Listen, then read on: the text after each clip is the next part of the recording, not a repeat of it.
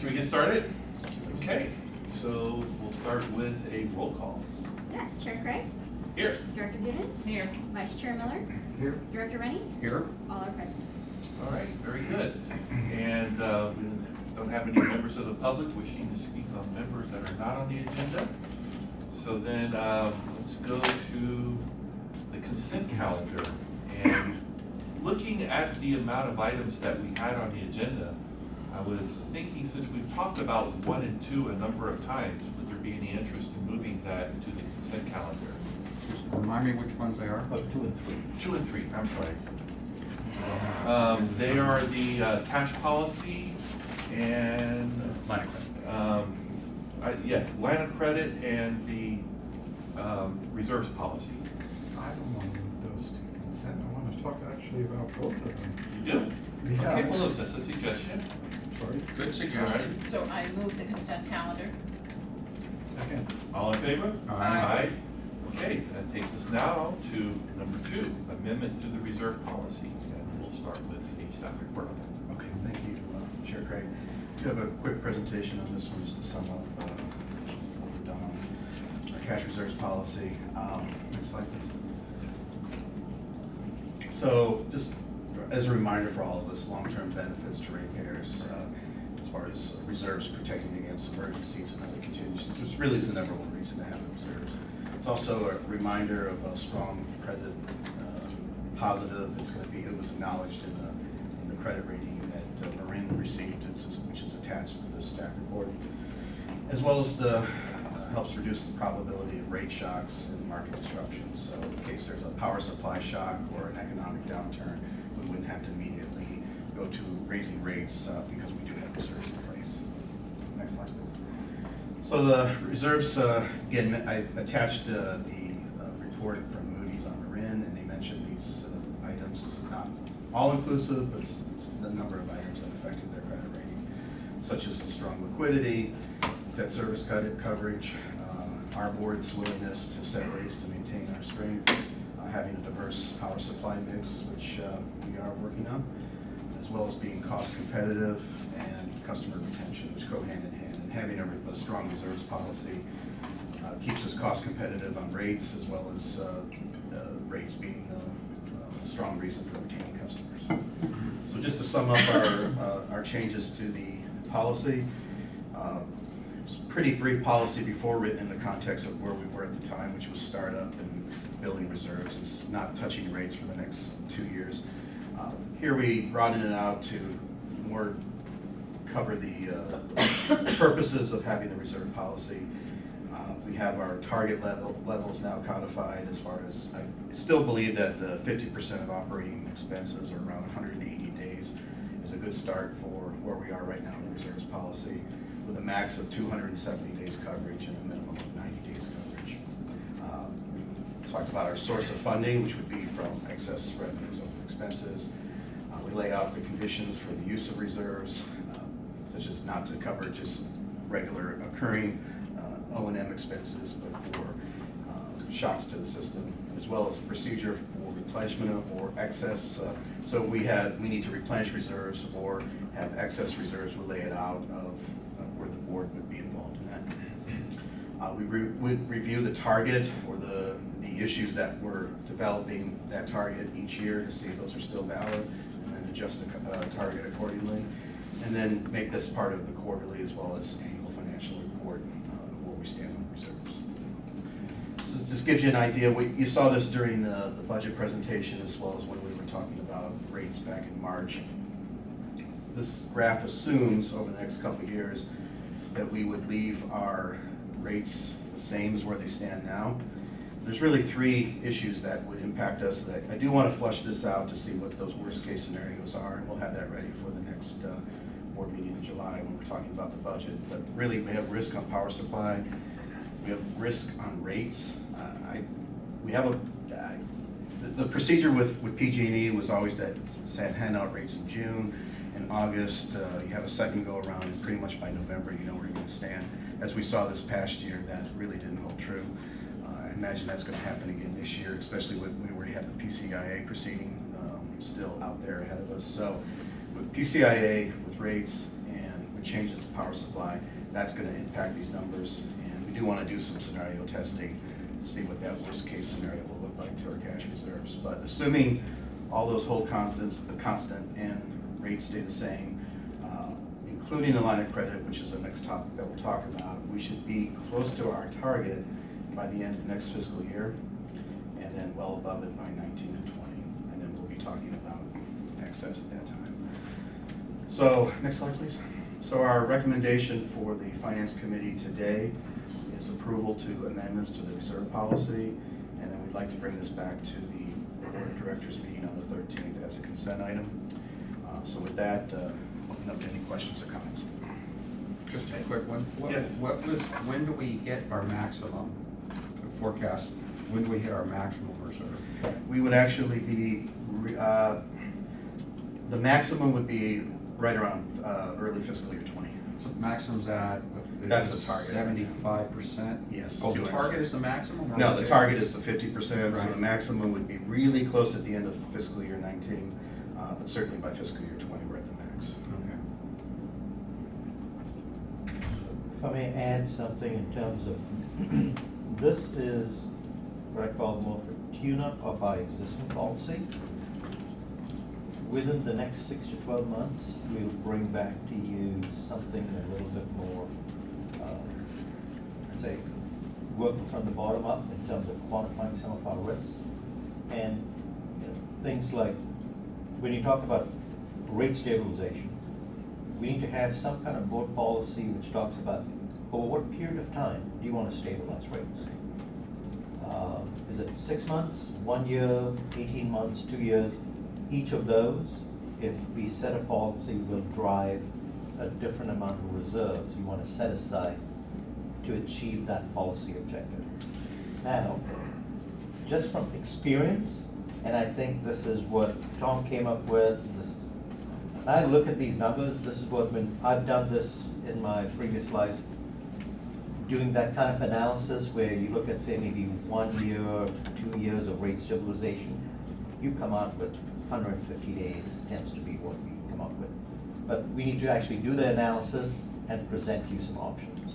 So that would be our next phase. That was where my question was. The part that's missing is the for what? We all have a conceptual idea, but we really as a board haven't said, you know, we want to stabilize for the current period, or we want to stabilize for the current year plus the next year. I mean, what's that level? So, I have a sorry. related question, which is not specific to this, but so for everybody in the room, maybe everybody's happy but me, but I was devastated with Marin's credit rating. It came in below something I would invest in myself, and that really upset me considering the nature of the business that we're in, and it seems like we have ratepayers for which we can change our rates.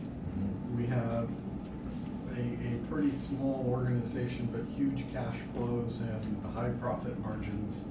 And for them they're not junk, I would say, I just gotta say, I call it junk, but it's not really junk It's by close. rating. But it was so close compared to what I was expecting.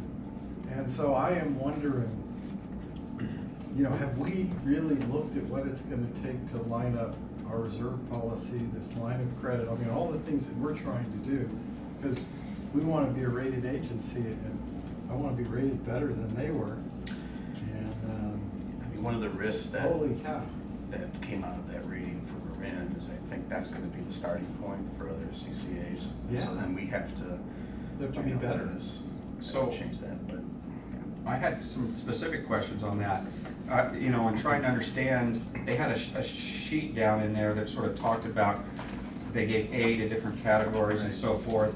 And they only had, this year would be the first year they're almost at the 90-day target. They were gonna be at 88 days this year, Mhm. which we're gonna blow through 90 days if we haven't already very quickly. Right. But it seemed like they'd already given them an A for that. So if we're way past that, is that gonna help? And then the second thing I noticed, they kept talking about their debt to, was it cash?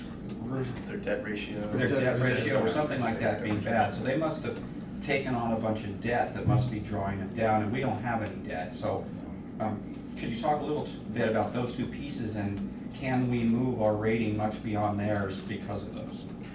On the, certainly on the cash side of it, we are in a very strong position that where Marin is right now.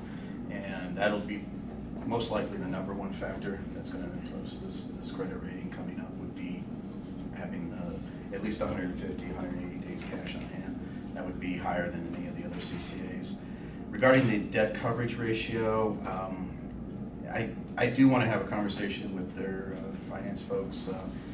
We have a meeting coming up in mid-June to get a little more into those details of what was behind those comments. So I can't comment any more than I don't see much debt on their books. No, I know don't. you have. I wonder if what you're looking at was their commentary on the long-term purchase commitments, like $1.8 billion over the next 20 years or something like that. So I think that was concerned that they have all these massive purchase commitments for energy. And should there be a large opt-out or swing in the customer base, they'd have to relieve those on the open market, and potentially, there's some risk there. But how's that different than PG&E? They've got massive commitments Well, they have the also. PCIA protection, so they're able to get some recovery.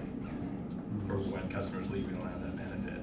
So I mean, it could, who knows what the market is when you sell it, you could be better off. But that was I think the risk here, that they mentioned at least. Yeah, they didn't call it that, but now that you say it, probably is what they meant. Yeah, They but don't they- have debt. Yeah, if they took all that as debt, I mean, first off, there's an intrinsic offsetting value right away, and whether it's the full 1.8 or it's degraded because of rates or whatever, but it's not a pure $1.8 billion liability, because there is an asset there too. If you were to call it, yeah. And so that's kind of weird. And then, on the other side, what about the stuff, and maybe Marin just didn't do this, maybe they got all bad power deals, but what about the stuff that they bought under favorable terms? I mean, wouldn't that even swing it more to their favor? It seems like, if that's the Achilles heel, we're gonna have to do a much better job of explaining both the asset side and the liability side of those particular items. Almost like you need a small general ledger just for the power Yeah, procurement. well, any of the CCAs that are coming on board in the last year and a half or so, on average, are definitely having more favorable cost of energy rates than MCE. They still have contracts going from 2011, Right. 2012. Yeah. And every expansion, of course, that average cost goes down. But, I think one of the things that they didn't really mention in the report, but being in some discussions with some of the rating agencies and other banks that have kind of talked to some of the other CCAs about how that works, was just the uncertainty of what a CCA is. That they don't have this box, this checklist to go through.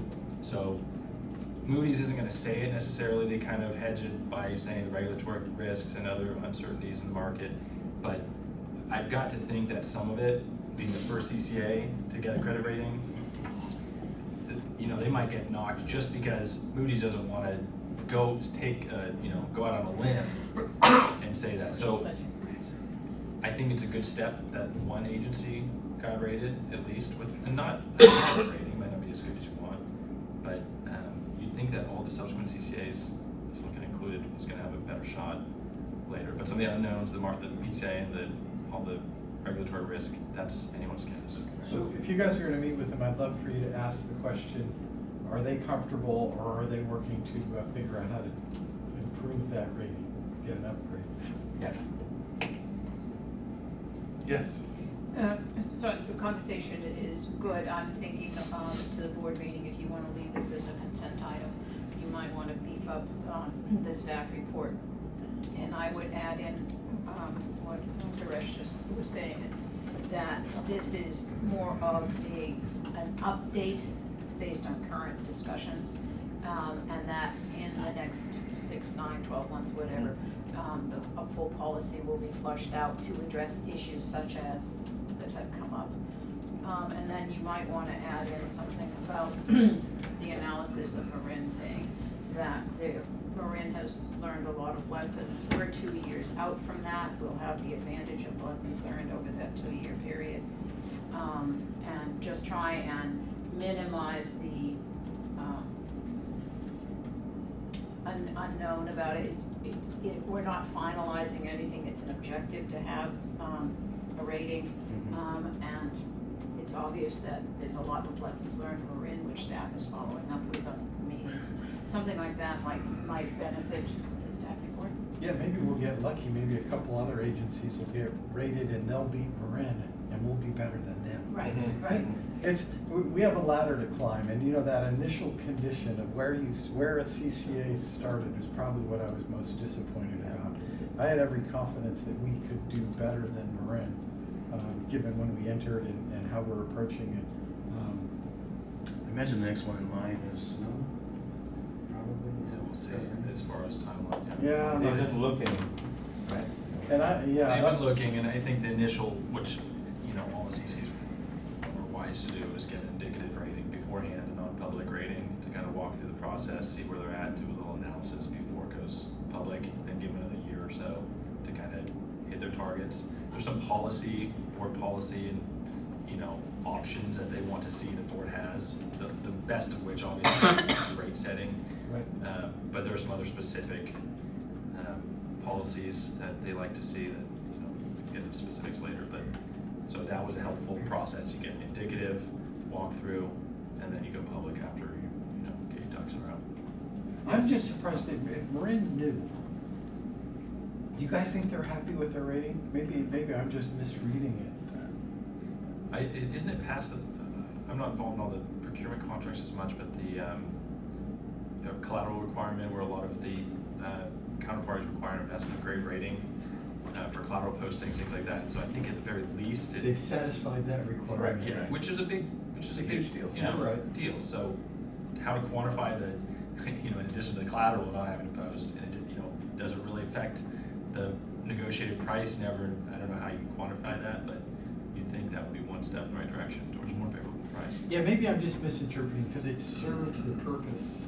To Mike's Which- point, if we had this Yeah. rating now, our talks on the power supply side with the long-term PPA That's go a lot that's faster. what I'm saying, not to stress, because we've got a longer Right. view of what it's gonna benefit us, and we got the great advantage of having someone already done it. We're not going out and borrowing huge sums of money based on Right. that rating. Right. And we're not raising capital from investors. Exactly, that's what I So mean. it's more of players in the industry are more comfortable with you. Yeah, so. Rob, you got your hand up? So, I mentioned some of the strengths and why we should be better, but a couple places I thought they mentioned that we could be weak. So one of them was willingness to set rates to stay financially secure. How do we prove that? I mean, I worry that I don't know how much that counts, but I worry, how do you demonstrate that yes, if we have a crunch, we are willing to raise the rates? If you go back and watch our meeting minutes, we talk a lot about, we should give our ratepayers a break, and, our Gilroy members said, well, my members are much poorer, we need it cheaper. That's what they would see if they started investigating our willingness to keep rates. Is there something we can do in the policy that if we pass it, says, yes, we are willing to make sure the rates So I'm keep us financially sound? I'm gonna step back overall with this discussion, et cetera, and also our agenda item. I think what you're looking at is interest in what they call their scorecard matrix, Yes. which has a number of different aspects to it. How do you get a better rating? I think we should bring that back to the Finance and Admin Committee somewhere in the summer, fall period. So we go through that matrix to say, here, there are 6 categories that the rating agencies look at. And they give a score. There's a weight and there's a score to each of them based on whether you can be AAA to BA3. We go through that matrix and say, here's where we think we are. And if we want to land here, Here's what we need. here are the kinds of things we may want to do. It's a good idea. And so I think we can set that up as maybe the first step. And then after that, we can bring you the reserves policy. Your particular point will also be discussed then. My experience with boards and rate setting and the rating agencies, what you did in March, they'll look at positively. Because you actually, Had a discussion. you had the discussion, you changed rates between 5% and 6%, the material. seen utilities where the city councils or boards will basically say, sorry, we're not gonna do that, just go back and spend another year, cut your costs, cut your capital spending. And all that works out very negatively for the bond market. So I think what you've done so far is not gonna be negative. I think that's good. I also think our policy still is to be less than PG&E, not to be 6% less or whatever, Just right? less. So Yeah. we have margin in there, and I think, we get to the point where we're 10 or 12% less than PG&E, then we have this huge margin. Right, there are other ways to say, if our goal is to be less than and we have margin built in, I mean, there's all kinds of ways, I think, to prove. And I think you're right, because actually, now that I think about it, if you go back and think about the discussion, we had a number of people also mentioning the risks. So we were Yes. thinking about the risks when we made the decision. We didn't just No, it was very randomly thorough say it discussion. should be cheaper. We did consider the risk, which is probably I positive. remember last summer when we were pitching the dividend idea, and it was like, let's wait on that till we hit our reserve target, and that was from the board, so Yeah. it's good comments. If you look at our meetings in total, I think, we're not afraid to make sure our customers are taken care of, but we certainly are checking under every nickel to make sure we haven't hidden a dime someplace, so. So in our board report to in our report to the entire board, we frame this, we'll talk about this being an incremental improvement from the previous one, and then we'll lay out some things that we'll bring back to finance and deal with the next 12 months. Okay, so all my other questions related to this, I'm done with. Good discussion. Okay.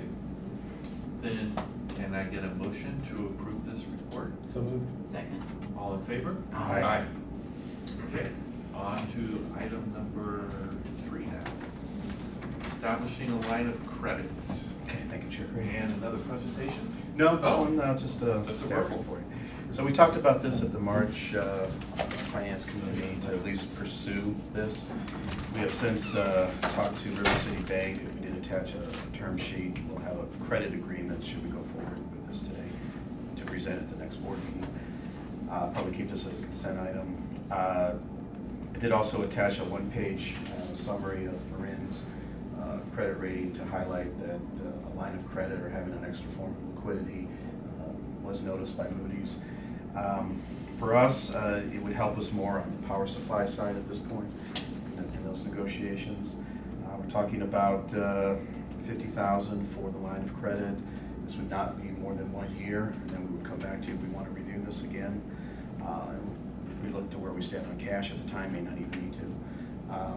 So that's concludes my report. Open to questions or comments. I have only one little question, which is, I'm confused. Right?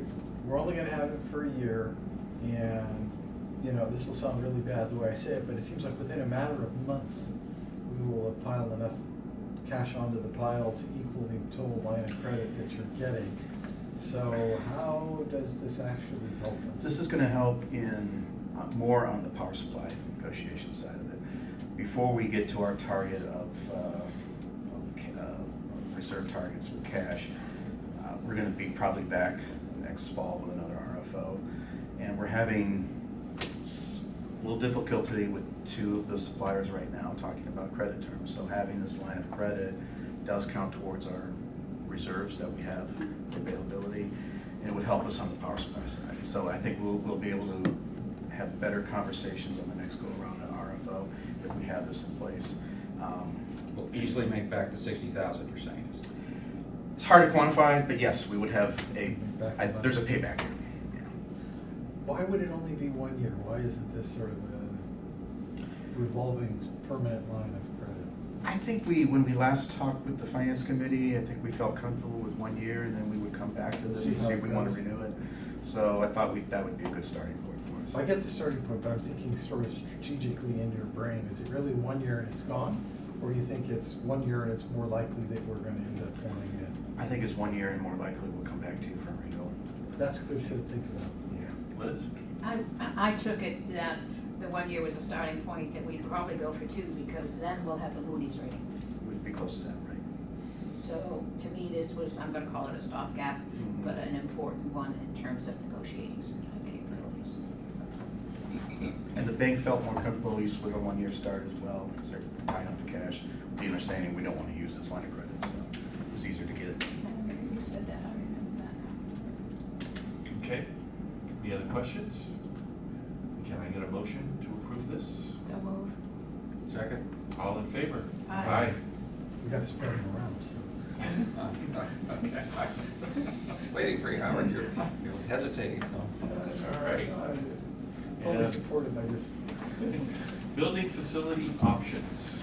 Okay, thank you, Chair Craig. So for this item, we do have a presentation, and I'll defer to Eric, our administrative assistant, as well as Nick, our IT specialist, to go through this presentation with you. Okay. Cool, thank you, Don. Joe. So Eric Cia, my assistant, this is Donato IT analyst again. We're gonna go over some different options for improving our current office space. So at our last board meeting, the board encouraged staff to explore different options to optimize and improve our current office space, including the possibility of leasing an adjacent suite, and thus expanding our current space. As a reminder, our strategic plan highlights the following two strategies under the category of workplace, which are to build an environment that encourages creativity and innovation, as well as to ensure that staff has the tools necessary to achieve our goals effectively. When SVCE entered into our current 5-year lease agreement in 2016, we were in startup phase. But as we approach normal operations, we need to accommodate our projected growth and our changing agency needs. Some of these needs include increase in staffing, anticipated collaborative workspace for program development, as well as ensuring that our current internal meeting spaces can accommodate the full team in terms of space and availability. Currently, our meeting spaces are high in demand and also limited, and it's at times forcing staff to meet off-site, which is not always guaranteed or efficient. Right. So when we started doing our research, we wanted to focus on capital improvements to our existing suite, or we might need to expand. So those are the two factors that we looked at, and we prepared 3 possible options for it. So the first option is we take no action. We just stay as we are now, which we have the maximum space for 29 seats. The benefits of doing option 1 is that there's no additional cost. The negatives of doing taking no action would be that we have a tight fit for our projected growth. But we have inadequate meeting space, like Eric mentioned, which forces us to rent off-site meeting rooms, which isn't always abundant. And we have a lack of collaborative space for employees and contractors. So option 2, we actually broke into 2A and B. It's both of these options consist of capital improvements into our existing suite. The first option, 2A, which would be build a large conference room into our current suite. This does reduce our head count from 29, our possible seating space from 29 to 27. This conference room would be about 324 square feet, and it would be over in the marketing area. So we would take out 3 cubicles off the far wall and have a conference room built. The positives of doing option 2A would be the benefits of option 2A would be we have an additional and larger conference room that we can customize and build out as we need it. We have a rough estimate of a conference room size 324 on square feet, and then we have 20 seats with an additional room for 10 more people. We have a build out of that.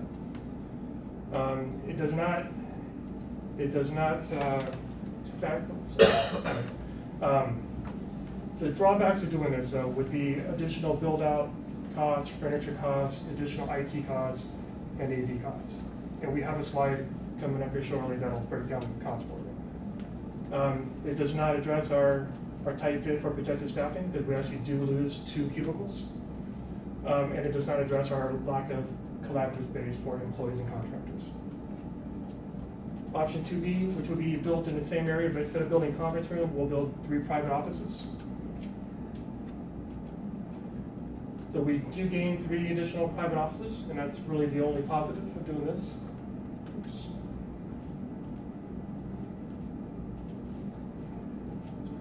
The negative of doing 2B would be, again, the additional build out for construction, furniture, IT costs. We do eliminate 3 cubicles and 2 intern workstations. We still have a tight fit for projected staffing. It does not address our conference room need, and does not address our lack of collaborative space for employees and contractors. So the third and final option would be to expand Silicon Valley Clean Energy office by leasing the adjacent suite. We talked about it when we first started. The suite would be right, it's like right next to us here. So right past the break room, there's a wall we can knock down and we can walk right into the suite. That would increase our seat space from 29 to maybe around 40, based on estimates. Positives of doing this would be we have more space for additional and current employees.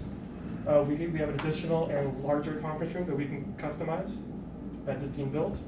We wouldn't have to have our meetings held off-site. We have more customizable space for collaboration and project-based environments. And we have a possible of additional offices. The negative of doing this is going to be costs. So there's going to be additional build-out costs, furniture costs, additional IT costs and AV costs when we build the conference room.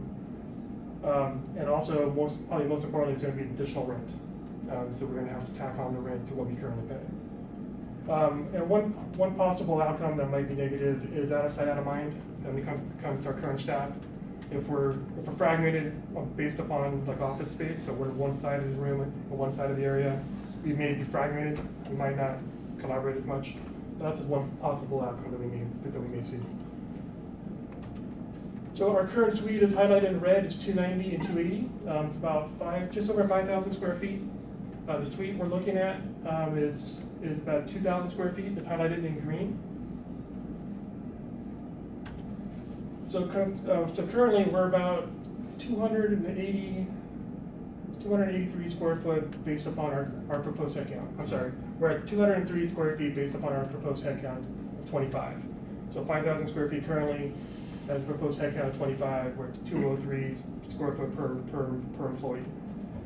With the additional expansion gaining 2,000 square feet, we'll be at 7,000 square feet per 25 proposed head count. Puts us up to about 283 on the square foot per employee, which puts us right in line with where PCE and MCE are currently. Unfortunately, we can't be like Tom in Monterey, with a mansion up there. But we would be in line with MCE and PCE at that point. Guess he's really planning to staff up. All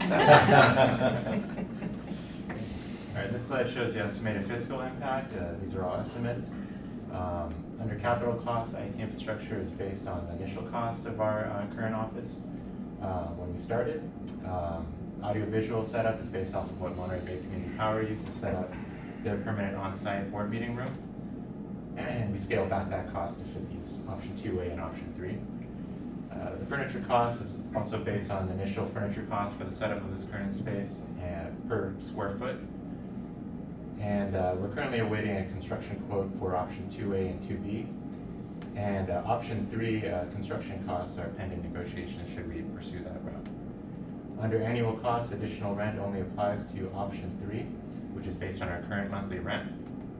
Option 3 would add an approximate $10,000 per month to our monthly costs.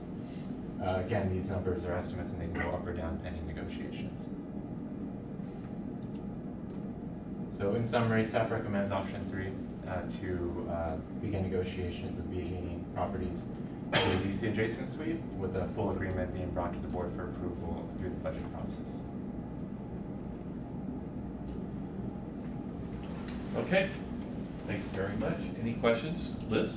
So what's the status of our current lease? What is taking on the new area due to our current lease? Do we combine leases and extend our periods? And what are all the renewal options? Change the terms. Right. Change the So, terms. so that's something we have to consider during negotiations, but if possible, perhaps we could combine.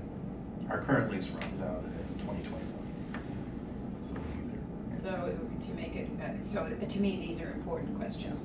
Make it co-sequitous with the dates, or take advantage and extend it, given the marketplace that's going on around here, absorbing a small, odd little space.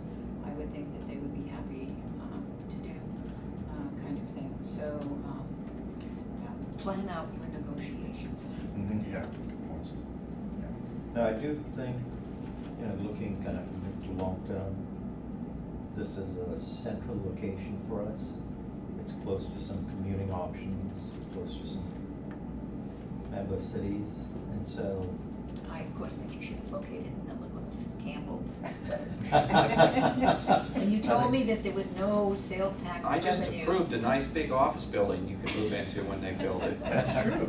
A nice place it's gonna be there. Yeah. So, I think you thought about extending the lease maybe a couple of years, making it coterminous.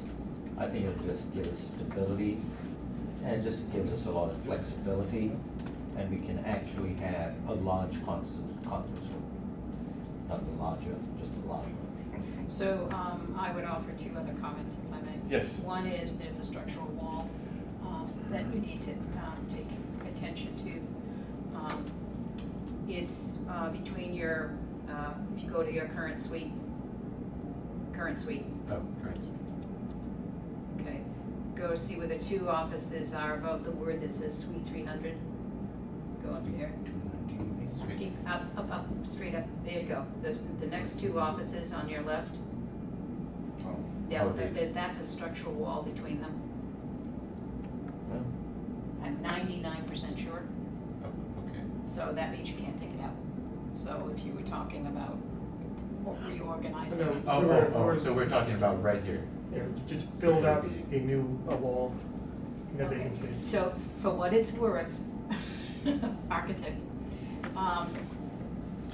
you really, depends on your business and who you're talking with. The furniture you picked is very old style conservative furniture. There's no collaboration in it. So, you really have to think twice about losing all your window space to private offices. Generally speaking, it sends the wrong message. The space isn't that open and light when you get back here. Just, there are things that you wanna think about in terms of, you're looking for a nice environment. You wanna look at how people are gonna be able to collaborate. You're looking at, the suite, as your potential growth space. I would, challenge you to think about what if you moved your collaborative space into your existing space and used the new space for your existing staff. You know, don't automatically assume that the new space is for your new uses. mhm. Take a look at it holistically and look at the quality, of the space. I, spent a lot of time with Tom on this, and I strongly recommended against doing all the hard wall offices. And so I would repeat that, for your consideration, so. So, I do want more collaborative spaces and have that culture which allows for more of a flat organization, multiple hats, being a nice work environment. Also, so with that, so I think there are two things in mind, right? One is, what's the committee think about of this proposal, so we can move it forward and incorporate ideas such as yours, because we've got to flesh out construction costs, and get a designer in, start looking at these options, so when we go into the budget, we'll have a better idea of not just the lease costs, but other costs, TIs. I think it's fine, I just think we need to be a little broader in our thinking. I'm also in support, and one thing, just from my time on the library, the advantages that they've gained by getting their own building, because this is going to be an ongoing concern. I Concern. mean, Well said. power is not a sometimes, you know, for the next 10 years, and then we're gonna be going on to something else. We're gonna be a long-term entity here, and I would just suggest keeping your eyes open, and or maybe trying to figure out a way to start a fund where you can just start packing some money away, and when the opportunity comes, because as we've all seen, the office space continually get more expensive here, and the library has really, I think, blossomed in their new environment. That was my word, I agree You with you like that totally, word? totally. So, because you guys are gonna just continually get bigger, you know, to a point, of course. Okay. It would be better to be the owner than the renter. Yes, Wait for the next big recession, and also if we have a bunch of money saved up.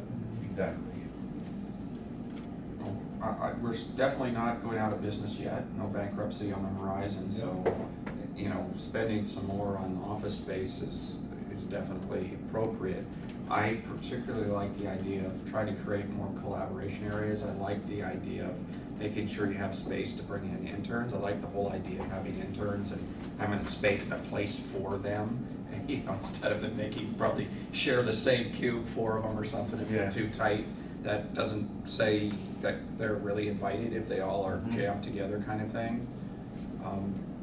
But I do agree with some of what Liz is saying. I do see the need for some hard offices. I mean, certainly people that have to have confidential conversations, usually department heads, or sometime, you know, I guess, I don't know if we have the type of people that have to do customer calls and stuff like that, and sometimes need a private office.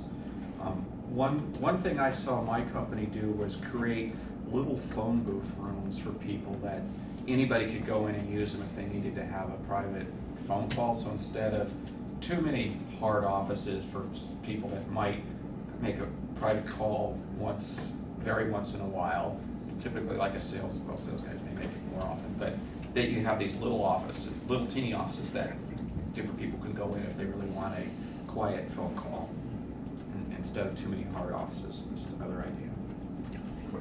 And I gotta just, Liz said, and you know, as I look at what you were thinking and some words you said, I'm not 100% sure that your large conference room needs to consume all the windows.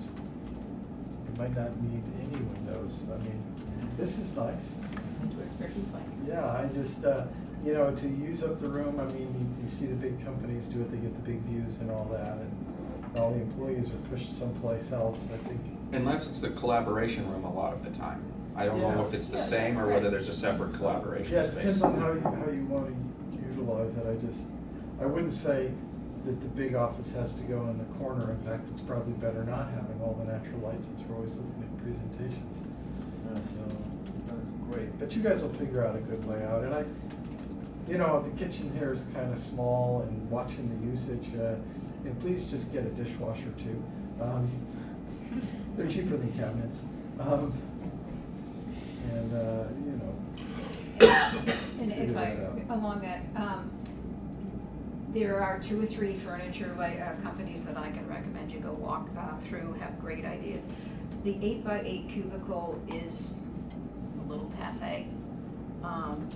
It's a lot of space for individuals that you really don't use. And I'm a space hog, so I say that with self-chiding. So 6x6s, collaborative workstations, there's a lot of new ways of looking at things besides the standard 8x8. So give yourself some flexibility on that, and I can give you the names of Pivot Interiors and the other one will come to me in a minute. Work something or other. So question on the presentation. You know, you've already mentioned, I think, to the whole board, Yeah. we're looking at the space and all of that, and it seems like we could drop to the bottom line and say, you know, here's our preferred option, there's some other ones I in the agree. report that are suboptimal. We think this is really the right answer. Okay. Because for us, it's like pulling off a Band-Aid slug, we already know where we wanna go. So maybe we switch this around, so you're getting intense agreement from all the committee members here, and I think we got positive feedback at the last meeting too, so we'll reframe this a little bit, focus on option 3 as being the preferred alternative, and maybe set out a little bit more of a timeline of getting some design assistance to create these collaborative workspaces. We'll add some of the points that you made, so when we come into your budget time, you'll have a better estimate of construction costs and furniture costs, et cetera. And on your conference room, just because I've seen it, you know, if you're gonna do 20 chairs and then there's space for 10 more, what they did it at Apple was they took out all the extra mobile chairs, they just put benches on Oh. the big walls. Mhm. These big, fancy, nice bench things. Oh, that's good. But it just saves this clutter problem, like we end up here where all the chairs get pushed in random spots. There's benches and there's spots at the table for the chairs, and that's it. I question whether this can't even be on consent, calendar, or you just say, No, we would it like was to do reviewed it by in this consent. committee, they recommend option 3, whatever it was, and then put Everybody it up. gets upset about not being on the committees then. They're like, But, well, but we we've did already that thing. sort of talked about it once already. It was brought up. They in can the pull it CEO off, if report. somebody really wants to say something, they can pull it off. The people that like to say stuff are already in this room, so. No, but that's the, you brought it up, and we actually did ask questions at the time. and Correct. We gave feedback about bigger conference room or whatever the heck it was we all said. So it wasn't like everybody hasn't already weighed in a way. So we'll have that in the narrative saying, here's what happened at the May board meeting, here's what happened at the F&A committee. And at that point, I would expect the chair of the committee would have a chance to talk to them, if necessary, talk to them. I'd put it on Yeah. consent. Yeah, I would put it on consent too. All right. All, okay. Just a quick question. With a timeline added into the report that says when you have to make the deal. Just a quick question for the committee, because it happened before I got here. Did Tom take this to closed session negotiations on this, or? So the way that we did the space stuff before was, we gave Tom authority to run off and do a bunch of stuff. And then I think it all had to come back through public session in the end. But when he was bringing us, remember all the options and all the Yeah, that was sheets all and closed everything? session. That was all closed, but when we finally got to the bottom line at the end, Mhm. it was. Okay. Yeah. Real We property need to do that negoti- this week. real property negotiations are done closed session until you have a final, ready for final approval. Yeah. So we're done with the negotiation, right? Yeah, so there's nothing Because confidential. the last thing you want us to be doing is in public session saying, we'll pay $9.87 a square foot and no more. Exactly. Okay, we'll build that into the Yeah. timelines. All right, then we need a motion to approve this. So moved. Second. And a second, all in favor? Aye. Okay, passes I unanimously. just because we said it, there was pricing information in here on how much we were gonna pay for rent. Yeah, that was based on our rent rate that we currently pay. No, but the issue is it shouldn't be public. Yeah, I'm not sure if it needed to be in there to be complete. All right. Maybe that, it's public in this meeting, but maybe we just quit Fix saying it the in number the- publicly till we actually negotiate. And if people wanna know, they can talk to you and you'll say Yeah. it's about the same, we're expecting Right. about the same. Yeah, it's contracts. Okay. Okay, item number 5, benefits and compensation. This is where we're gonna order dinner possibly, right? Anybody want to go get another sandwich? Refill? So,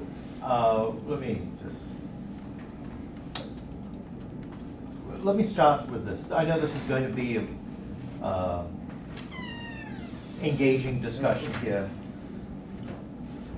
I'll start off with something which may sound negative, but I want to say this. All of us employees are replaceable, right? We leave, you're going to get someone else. The organization is going to live way beyond any one of us being here. So let's just start with that assumption that we all know we're replaceable. Fine. Because when I talk about why are we doing this, the question always, well, why do we need to do this? And we can replace folks. But now let's look at the more, I think, strategic and positive way of looking at it, which is what's the framework under which I want to bring this up to you, which is we want to have SVCE not just being a viable organization, but a successful organization in the short and long term. And in order to do that, we need to look at our benefits and compensation. Today, we are in a different stage than where you were 2 years ago. In the last year or so, year and a half, you were in we were in what I call a startup organization. Now we're moving from startup to maybe closer to establishing ourselves. We start to talk about, hey, getting a bond rating in 2 years, that's in our horizon. We've created a new position for director of programs. Programs will take years to design, plan, and put in place. But this is the establishment phase. We are nowhere near actually being in a stable phase.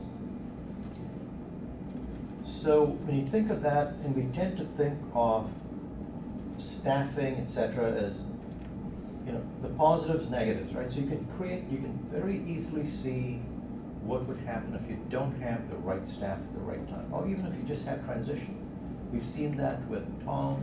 Thank you, Tom, for leaving Monterey's on here. But at the same time, it definitely added stress to the organization for the 7-month period without Without question. We are a very flat organization.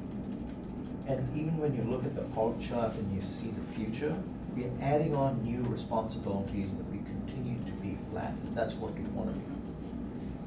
I'd rather have employees that we can attract, retain, develop, and keep them for a longer period of time than go to this place where we have quick turnover. The other thing that's changing today, that's different than what you had even a year ago, is you have a lot more CCAs right around here. We have Monterey. San Jose. Monterey's hiring. In fact, Dennis is leaving to Monterey. San Jose's hiring. East Bay Community Energy's hiring. And they're hiring for the same set of talents. I mean, you look at the talents over here, we're looking at power supply, legislative, regulatory, finance, programs, and outreach. But you know how difficult it is to hire someone on the finance Yeah, side. finance right now is almost impossible to find. On power supply, Rob, you know this, it's really tough to get people on the power supply side. So if you're looking at our strategic plan, we were created to do something very bold and new. And we had momentum. Tom's leaving created a bit of a hiccup in terms of timing. And so these things, I think of benefits and compensation, it's trying to make employment here more sticky. One of the things I need to say is, this is not a motivational tool. Salary, benefits, compensation, if you don't get it right, it's a demotivator. If you get it right, it's not a motivator. So it's actually avoiding a negative by doing this. You're not actually adding a positive. Adding a positive and motivational factors is very different. Then that becomes, are you offering interesting work? What is the relationship between the employee and the direct supervisor, which is the majority of a person's feeling of well-being at work, is what is that supervisor-employee relationship. That's a different discussion here. This is just taking away the potential negatives and making it neutral. So with that kind of framework, I'd like to hand over to Dennis to go. Thank Sorry, you. don't. I'm not leaving Monterey. Yeah, thank you. Almost dropping here. All right, thanks. Let me just click real quickly here. So as just to piggyback to what Chris said, we want to relook at our compensation strategy with competitive pay, dealing with not just attract folks to an area where transportation and housing is difficult, but also to keep the people we got and have a ability to recognize folks and have engagement with employees. Still slightly. So click a couple more times. So we'll be looking at, in this presentation, at pay, and those are just some of the items. Some of those we have already, obviously base pay or overtime. We'll also look at performance in lieu of, or PTO cash outs is another form of compensation. We'll talk about benefits and as well as careers and talk about nature of the work, recognition, or tuition assistance to help with skill enhancements. So next slide. So we have some action items that we want to take to the board in June that we feel we can act on between now and that board meeting, such as so on the benefit side, we'll talk about the compensation study. So we did, this is an item that we have as an action item that we are working on. That won't be ready for the June board meeting, but we'll talk about that for the July board meeting. We have commissioned Bryce Consulting to do a compensation study for us. Those results should be here in about another 2 weeks. We want to compare ourselves with the other CCAs, but also include that conversation with our member agencies. So it's not just about, let's say, put Andrea on the spot, but not just what a board clerk is compared to other CCAs, but all of your cities have a board clerk, and then compare that to the total benefits package that you have at the cities versus what we have and see if we can come up with a number that makes sense. We also will propose a Silicon Valley type adjustment once we get the pay study finalized. And as Chris mentioned, there's going to be a limitation on pay that we can do as a public agency. So the emphasis to retain the folks that we have is going to be looking at the benefits side of it. Next slide, please. So we'd like to take to the June board meeting proposed public transportation stipend.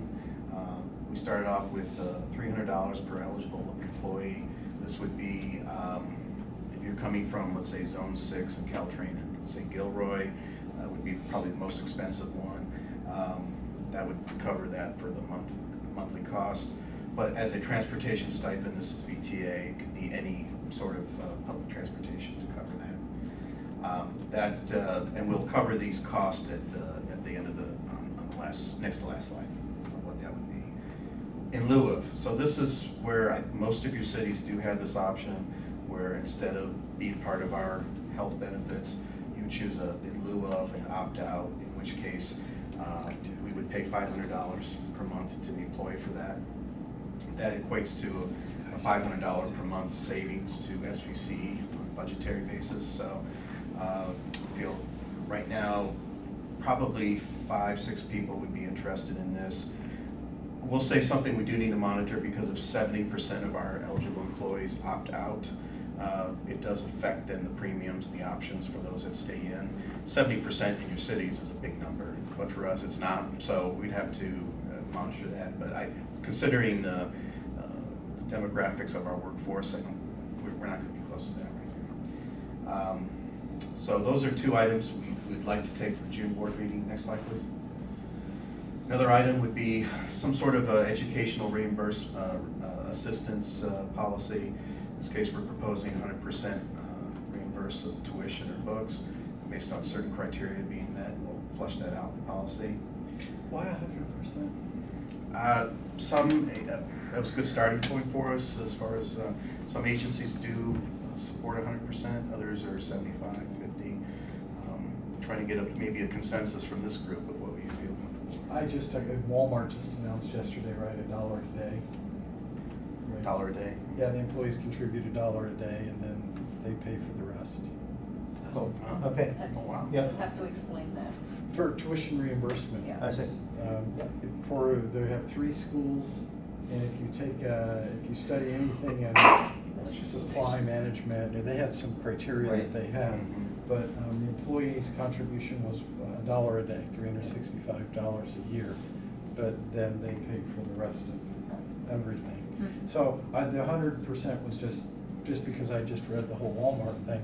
The other thing was maybe criteria includes like how much we'll spend per year. Some companies limit you like $5,000 a year or something. Max it out with a cap. Because Stanford's about 80 right now for the investors.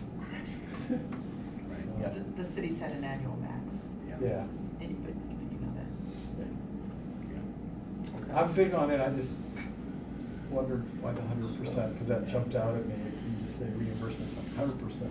But we had a cap to it. There was a value statement. I on like that. both those ideas. On Riverside, we created one which we wanted the employees to have some skin in the game. Exactly. Right. And there needs to be some skin that, and we made it like up to 20% was what the employee would put in. And I know there are utilities like LA, et cetera, that actually pay for the master's programs up to like 25,000. But I like the idea of a cap too. But this would be, given that we have educational institutions, educational opportunities close by. So let me ask the closely related corollary, which is on every billboard in San Francisco. There are a lot of organizations now that are covering student loan debt on an amortized basis.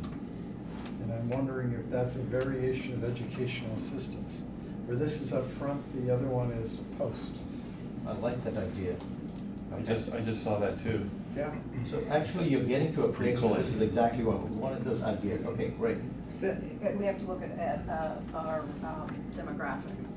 I wonder if you Who want you want to to attract make, to. at the part of the criteria is they have to pass the course. Sometimes you get people that start, you pay for it, and then they quit halfway through. Okay. And so, Okay, so absolutely. they don't get anything. Or they get a B or a C. B might be okay. Or it is looking. For me, it was. I got people in my class that are like, you're gonna get an F. They said, it doesn't matter. I either had to be looking for a job or enrolled in college to get my unemployment benefit. So they don't care. Wow. Well, that's a little different, but We'd like them to care. That's all you were saying. yes. Good. And then one thing to just to set parameters of, sometimes we think of professional development to continue the current knowledge base of your job, or just education for maybe that promotion to the next job, right? So that might be, you might require anybody in the procurement team to go to KISO and do all their trainings and do some Correct. other classes. That would be So just to outside kind of of think this, about. Well, there's- CTE credits. There's things that we make our employees go do. That's our expense, I always assume. Yep. Yes. And then if they're out pursuing educational stuff that aligns, and I use that word vaguely, aligns with potentially, Yeah. then we have this reimbursement thing. This This is is- much more Yeah. individual driven versus us telling them what they. Correct. And this may be something we could bring into a budget too, of training, right? Because we talk, it's attract, retain, and develop our employees. We don't have a training budget? You know, We have a bogey of $1,000 per employee. it's For just travel pulled out training. $1,000 an employee. If you're really looking at developing employees for that next step, $1,000 isn't gonna cut I it. think that was mostly for conferences, wasn't it? Yeah. But it is an interesting one of those spaces that we should be looking at too, which is sort of outside of this. But just to run an effective organization, you have to be able to I send like that. people to the right things to be trained. It almost seems like that is something we need to have first Yes. I actually agree with that. before we go down this path. Yeah, it needs to be clear so that there's no confusion about what happened. Well, I think there's a lot to be flushed out here. I wouldn't take this off your list. It's just a question of when it would actually come back as fully baked. Overall, in terms of some of these things, we're looking at bringing it back for budget. So these would be, as you give us more ideas on these, we'll flesh it out and bring it back. I look at your list, flexible spending account. I'm sitting here going, we don't have one. We were in startup mode. We barely got benefits going in the first place. It's no cost to I us. think we talked about that. Yeah, we did. Yeah. We did. There was some things on this list I could have sworn we did, so. Yeah, I'm like, It never made the final. They never made the final, Health for whatever, I'm benefits. sitting but here we like, should huh? figure out, like, if it's no cost, we should go do it. Yeah. Oh, here's one, EV charging. So what does that mean? I wanna So we have a understand. charging station. We have a in, couple. We got one in the bottom of Oh, this I- building, oh, I thought in the there was more than basement. that. And we could pursue a second one or whatever. So folks, I think all we want to do here is just codify it to say, okay, folks can go ahead and use that charge.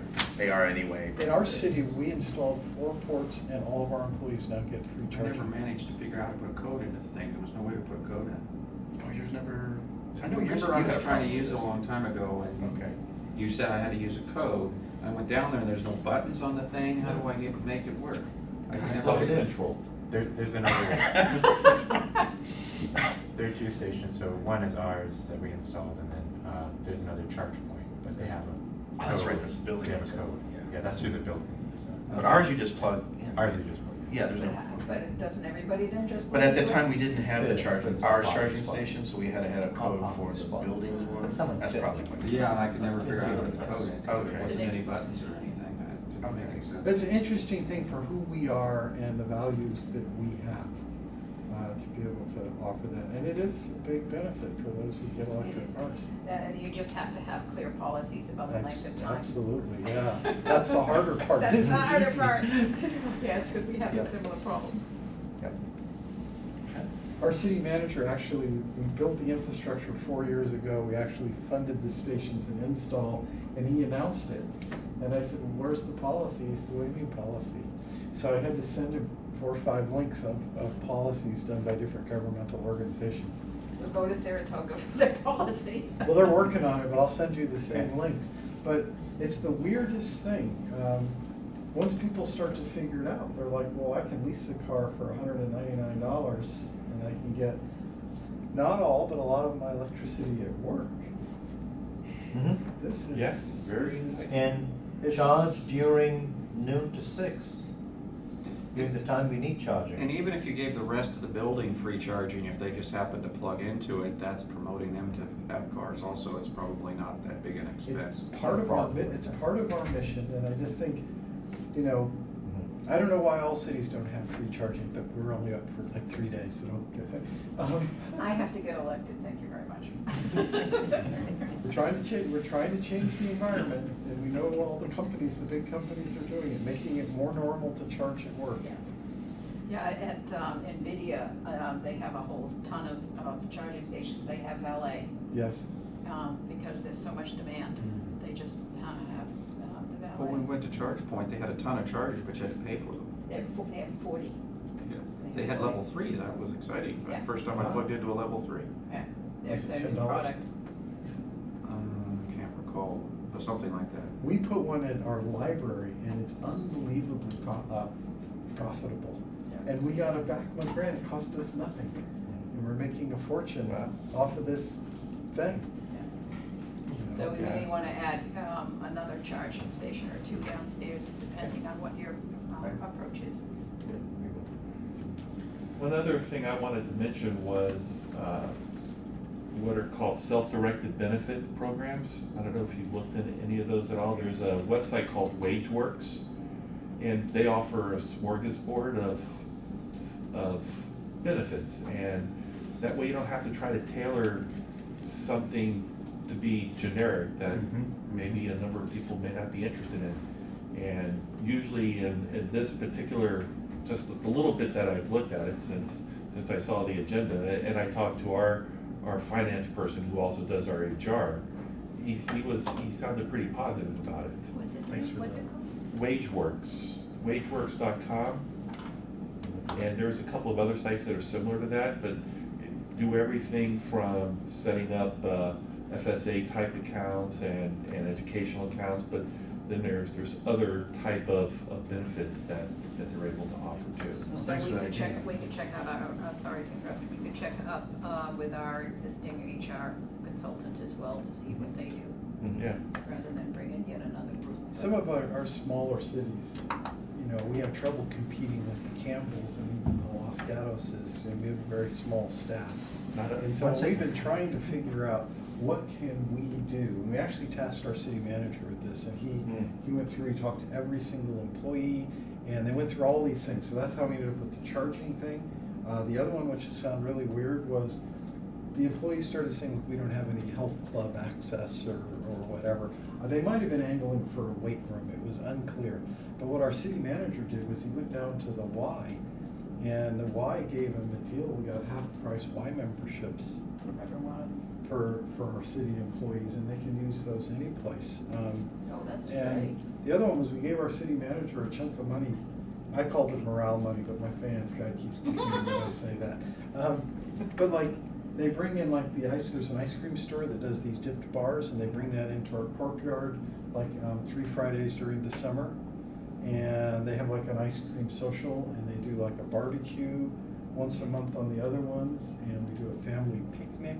These all sound like really, you know, it's hard to say all dollars and cents, but what it does is it builds sort of the family teamworky thing. Yeah, we do that too. And rather than us deal with it, we just, can't remember what it was, we just gave the city manager some amount of money for him to figure out what are the right combinations of I think we have that. ice in the cream slide. socials, Perfect. beer bashes, barbecues, all Great. of those things. And again, it's easy for one of my employees to say, I'm going to Campbell because it's a big job. We lost one of our planners to you guys. And you stole some of our planners, so that was only fair. Yeah, So we you wanted got to. Irwin, right? Or- We wanted to give him back and you wouldn't take him. Right. So I wouldn't call that, we're taking advantage of both ways. Got some more ones we'll send you. Yeah, I know, we're up to, Los Gatos is off the list. Yeah, so no, let's Sorry. do, there's one, no, go back. Let's, sorry, go back one more bullet point. Nicola? Marin has this where they have a COLA policy and just saying that, okay, it ties to an index, Bay Area, and if it's 4% or below, it's just automatically part of the budget process. You guys open to that? We have this in our city too. Perfect. We have benchmark cities, and the hard part was figuring out what the benchmarks were. But our employees, their contracts track with those benchmarks. So the employees are never caught in the situation of saying, well, we negotiated for 3% a year, but inflation's more. Right. And the city's never been stuck in the, oh, we offered you 4 and Yeah. wages haven't gone up. I think we have a You're- cap. You're pegged to a benchmark, and there is a cap in it too, but I don't think it was as high as 4. But they're pegged to a benchmark with a cap. And the nice part about it is our employees never really get out of whack on salary. If everybody else moves, then our It's a stuff pyramid moves. scheme. So It we- is. It's a So pyramid. try the Let me- sheriff one. It's Let me, even before we worse. go down that road, so I think one of the things we want your help on also at this meeting is, how do we frame this for our overall board discussion? So I think there'll be something that comes up, which, apples and oranges. How do you compare? We are a different organization. CCAs are brand new. So it really is, sometimes it's very difficult to do apples to apples unless you compare purely to CCAs. But all these CCAs are brand new. And where are we gonna be getting our employees? Where are we looking for employees? There's multiple parts to this, right? Right. There's this morality part to it, which I think is a different sort of argument. We want to have a happy, dedicated, motivated workforce, and we should put some money towards that. And then there's sort of like the bigger compensation competitiveness in the Right. market, which is, it's a different kind of thought process. And- Right. And I do think we have to have a discussion that we are different than cities. And nobody ever values the city stuff very well. I don't know why. It's just an accounting function. We had a guy retire after 28 years. He was a gardener guy, and I explained to him how his PERS benefit was like having $1 million in the bank. Mm. And he was totally floored. He had never realized what value that was compared to us, private sector employees, where it's all on us to save the money. Correct. But how you value those things, and then how do you explain it to a Right. bunch of elected officials? So, I guess, this sounds like, too much like the municipal governments that have labor unions that we're locked into. Mhm. I believe more strongly in rewarding people based on their performance. Mhm. So I wouldn't wanna give, if inflation was 3%, I wouldn't wanna give everybody 3%, whether they were good or bad or Yeah. in between. Mhm. I would be willing to say, let's move, we've approved your boxes of, Correct.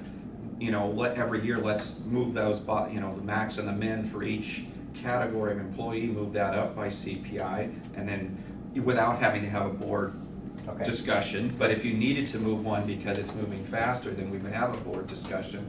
We could even say the average across everybody, the raises can go by CPI, but I wouldn't wanna just give everybody CPI. I would want it to be based on merit. I get it. Raise the salary budget by 4%. That's what I'm Wages. saying. And then you do whatever you need to Perfect. do. I will make it performance-based. I like Yeah, that. don't make it union-based. Yeah. And Well, if I may add, just something as far as the retention portion of it, when we think about, one of the biggest benefit, right, is the retirement contribution, which I believe vests over 4 years. So, maybe you have it accelerated or a higher Actually, percent. we vest immediately. You vest We're in immediately? 4 years. Okay. That's obviously a strong retention tool that most Correct. companies have, so I And guess. we have a 10% match. Yeah, but that's an easy one to explain. A lot of these are great and cool, and there's no reason maybe not to do a lot of them. Mm-hmm. But when you compare and people talk, I had a recent conversation, people leaving government where they have the OPEB and the pension, all that. Well, is 10% a contribution? Is that the same? What's the offset? Right. So that seems like the big one for people to think about that. If they do think about that, is vesting, but also maybe that's what you do better than the other CCAs, is you have a higher retirement match or higher retirement contribution, and then have some type of laddered vesting. So I like that. I think that's the real world incentive, Mhm. which I think we need the few little gems in the menu. Mhm. And I think immediate vesting is a very good one. I think we need to think about the percentage that we match. And we might find we match by increments or years of service. Mhm. The longer you're here, the more we match. Yeah, that's pretty common. Okay, so things like that I think are good. Burton, if I may, there's a couple of other thoughts. Do you want to flip to the next slide so we can see more of the presentation? Can we beat everything up on this slide already? Do you want another question on this part right here, or? Go ahead. Wow, okay. How many more slides do we have? About four more. Four? 4 or 5 more. So, do we want to talk recruitment then? So, yeah, so this one, in just the last several months and the few hires that I've been involved in, people have asked me for things that I've been unable to give them. I said, I don't have the authority to give this to you. And so I've had to do some workarounds. And the things that people have asked me for are time off, been consistent, looking at benefits, retirement, just what's that. So, and then educational compensation. So there was 2 people who had courses that they're in the middle of. And in one case, their previous employer was paying for it, and now they were gonna leave this certification program in the middle. And so I said, we'll pay for the rest. And had to work out some kind of deal there. People are really interested in time off. So another thing I had to do was to say, I'll give you unpaid leave. And so another one was, someone didn't want unpaid leave. And so I said, well, I'll pay you, it's almost like a signing bonus. You'll still have to take unpaid leave, but on a one-off situation, one time, I'm gonna give you $3,500. So it just depended on what the person's situation was. I needed some flexibility to get them in. And so what we are requesting here is for recruitment up to 15,000. It's almost like, depending on what their situation is, way to bring it in. Is your theory that it'll be 15,000, it will be in a pool, so if you spend 10 on one, you can spend 20 on another if you needed to? Or are you thinking it is a per bucket, use it or lose it? I was thinking, when we came up with this, it was a per bucket, use it or lose it. Okay. Otherwise, as a start, because this puts a cap on what I'm allowed to do, versus if I do it as a pool, it becomes a very big number. But it might be easier to No do, problem. it might be easier to do 10%, because if we're hiring a top Yes. dollar person, Right. we may need I more would- money Yeah. for that.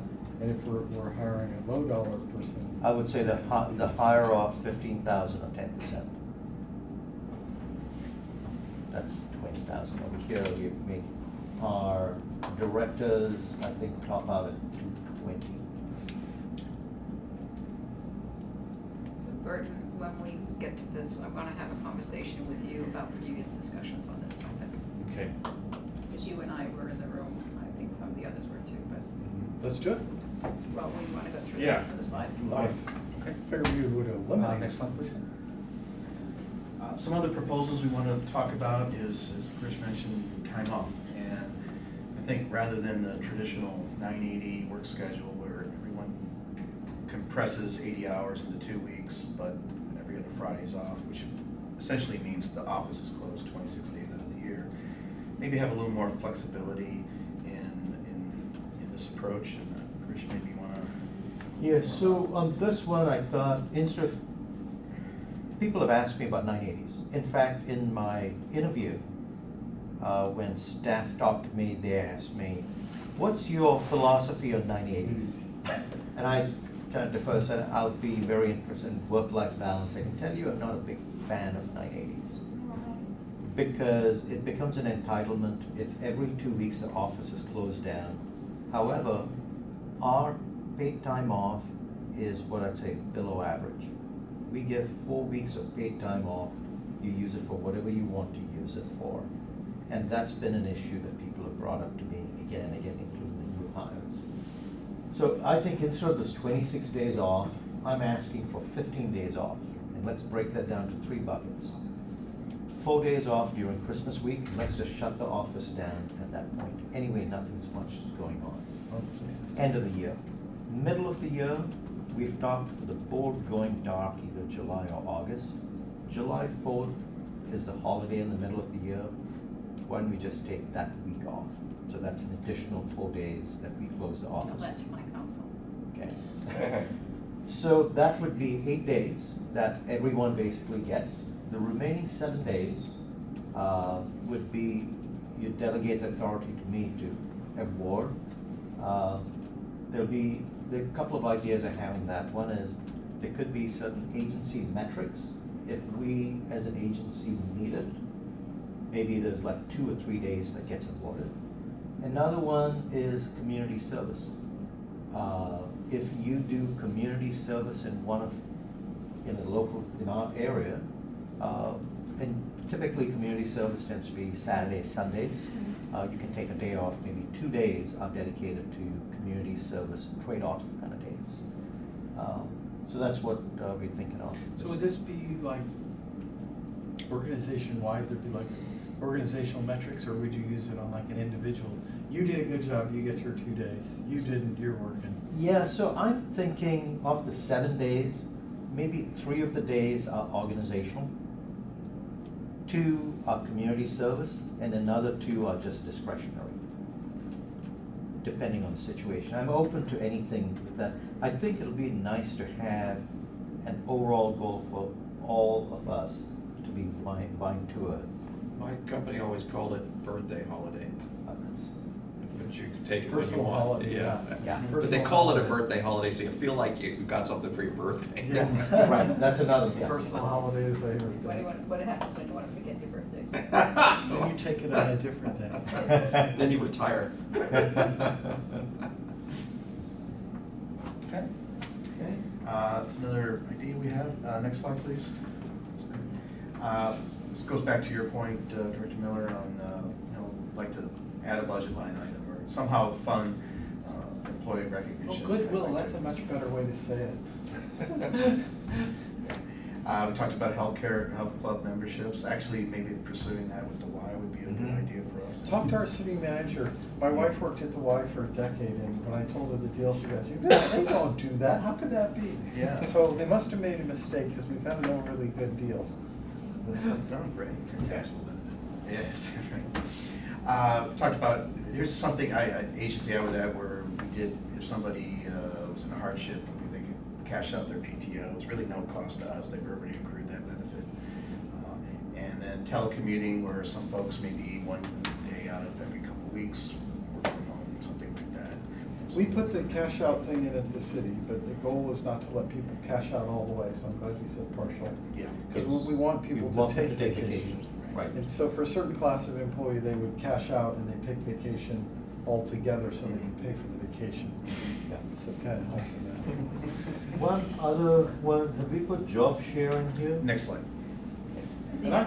And the other one related to it is, can people give their time off or vacation time to another employee? Like a sick pool leave, something like that, yeah. I don't like to force employees to take time off because they're gonna lose their vacation time. I like it. I've seen that too many times before where people just like to come to work and, like, well, I gotta stay home because I've got too much vacation Yeah, the day. burden on the organization, it just, you can do a cap, but, yeah. Well, that's why you You need can, to I like refresh. at least a partial cash out, Cashing out so, is helpful yeah. for those people that don't take a lot. Next slide, please. We're gonna talk about maybe the halftime. Yeah, so halftime, to tell you, I'm a convert. I started many years ago not liking job share and halftime. But through experience, I've realized that when you do job shares, halftime, and it's of course dependent on the individuals, but my experience is you've got amazing productivity for the organization out of that, and I think there may be a large untapped population right around us too. I've done this for years, and my claim was you get 24 hours of thought and creativity, but you're only paid for 4 hours of work. I'm with you on And- this, and- yeah. And you know. Well, better than that, and, you know, it's so expensive to live here, you probably have a lot of spouses that aren't working, that are taking Yeah, care of kids, absolutely. that already live nearby. You don't have to bring them in and try to find them a place to live at this expensive rate. You Right. just tap into the ones that aren't working and would like to work a little bit, or some. I did this for 2 decades, and Okay, I so never had a situation where you it like didn't. If you got the right people, it didn't work out. It was Yeah. always a positive. Okay. Possible purchase assistance for EVs. We haven't decided on a number yet, but. We're thinking, again, as a sticky thing, maybe kind of like, you know, it's $50 a month, something like that, and we spread it over a couple of years. Give them free electricity. Yeah. So I think, if I may, there's a lot here, Mhm. and I don't think we should do all of it at once. I think we need to have some in our back That's pocket. coming up in this Yeah. next slide. Next slide, we're gonna talk about which ones to do first. And then, look at the healthcare benefits, maybe, right now we're capped at 1,000 per employee, which is competitive to other CCAs. We wanna look at a inflationary cap on that. And then pay per performance, we talked about that earlier as well. We develop a formal review process, which we have not done. Before you click the healthcare one, because you skipped over it, when we set it up, right, we Yeah. were spending our city's money at that Yeah. point. There was no revenue and all of that. And no disrespect to my fellow board members, we were pretty chintzy. We were tight. We were tight. I had worse words I was gonna say, but chintzy came to mind, which got me out of saying it. I So, agree. We probably. I agree. We, you know, again, we're now from startup into an operational phase. I do think, I don't know what the answer is, but I do think that we should be re-looking at those extremely tight decisions that we made up front and figure out what's a little bit more industry norm. Well, I just think council members are very sensitive to giving too much away. And we had we were a whole board of council members that are used to, you know, the public watching carefully how much we give away. And And if I may offer a statistic, I don't know what's in your cities, but the cities I've worked for in the past, the labor budget for the cities, typically in the general fund, was somewhere between 65 to 90% of the general fund budget was labor. And ours isn't anywhere near 90, but it's typically more than 2/3 of the in that budget. range somewhere. No, ours is not. See, every city's different. Yeah. We carve almost a third of our budget goes straight to sheriff, which is all labor, 42% of ours goes to fire and police. which There we is go. virtually all labor. That's just, so that's all, that's essentially all labor. And so when you look at ours is about 1.75% is labor. It's a different business. It- though, that's the so point you can't use- To, how do we get Yeah, thinking about it? Yeah. Okay. So I think, I was just noting that we were chintzy before, and my thought was we should evaluate what our healthcare benefits options were. so in terms of a strategy, I think, is there any more slides? Yes. Yeah, 2 more. Okay, so keep in mind that what I'm thinking here is a strategy for the benefit of the organization and the benefit of the board discussion, Yes. Mhm. okay? Okay. And thinking legacy discussions while we're doing that. Okay. Next slide, please. So we talked about this, we want to make this the best place to work. Just to put it in perspective, it's a $250 million business, 170,000 is capital assets. So it is run by, 15 people right now, so we do want to retain them. Next slide, please. So we recommend we recommend actually another Finance and Administration Committee meeting at the end of this month. And before we close today, we'd like to settle on a date. At that point, we'll have the compensation survey vetted out with Bryce Consulting. We'll decide on the benefit strategy to take to the July board meeting. And tying to that would be what we look at right now for the proposed operating budget, which would fund these activities. Next slide, please. So these are just an estimate of where the costs are, whether it's an annual cost or one time. And some of those are question marks because we haven't vetted out the details yet. But if we went, what we're looking for is some sort of a yes or no vote on some of these. And if we don't know yet, that's fine too. But looking for some direction to see what we can take to the June or July board meetings as far as benefit enhancements to get approved. And then July to September, or maybe to the end of this year, those other ones need to be looked at. And then I put down what I thought was our estimate of cost based on a max impact. Having said that, do we want to do a quick vote on which ones we want to do, or do you want to maybe go to last line? Let's do that. I would, can I say a couple things real fast?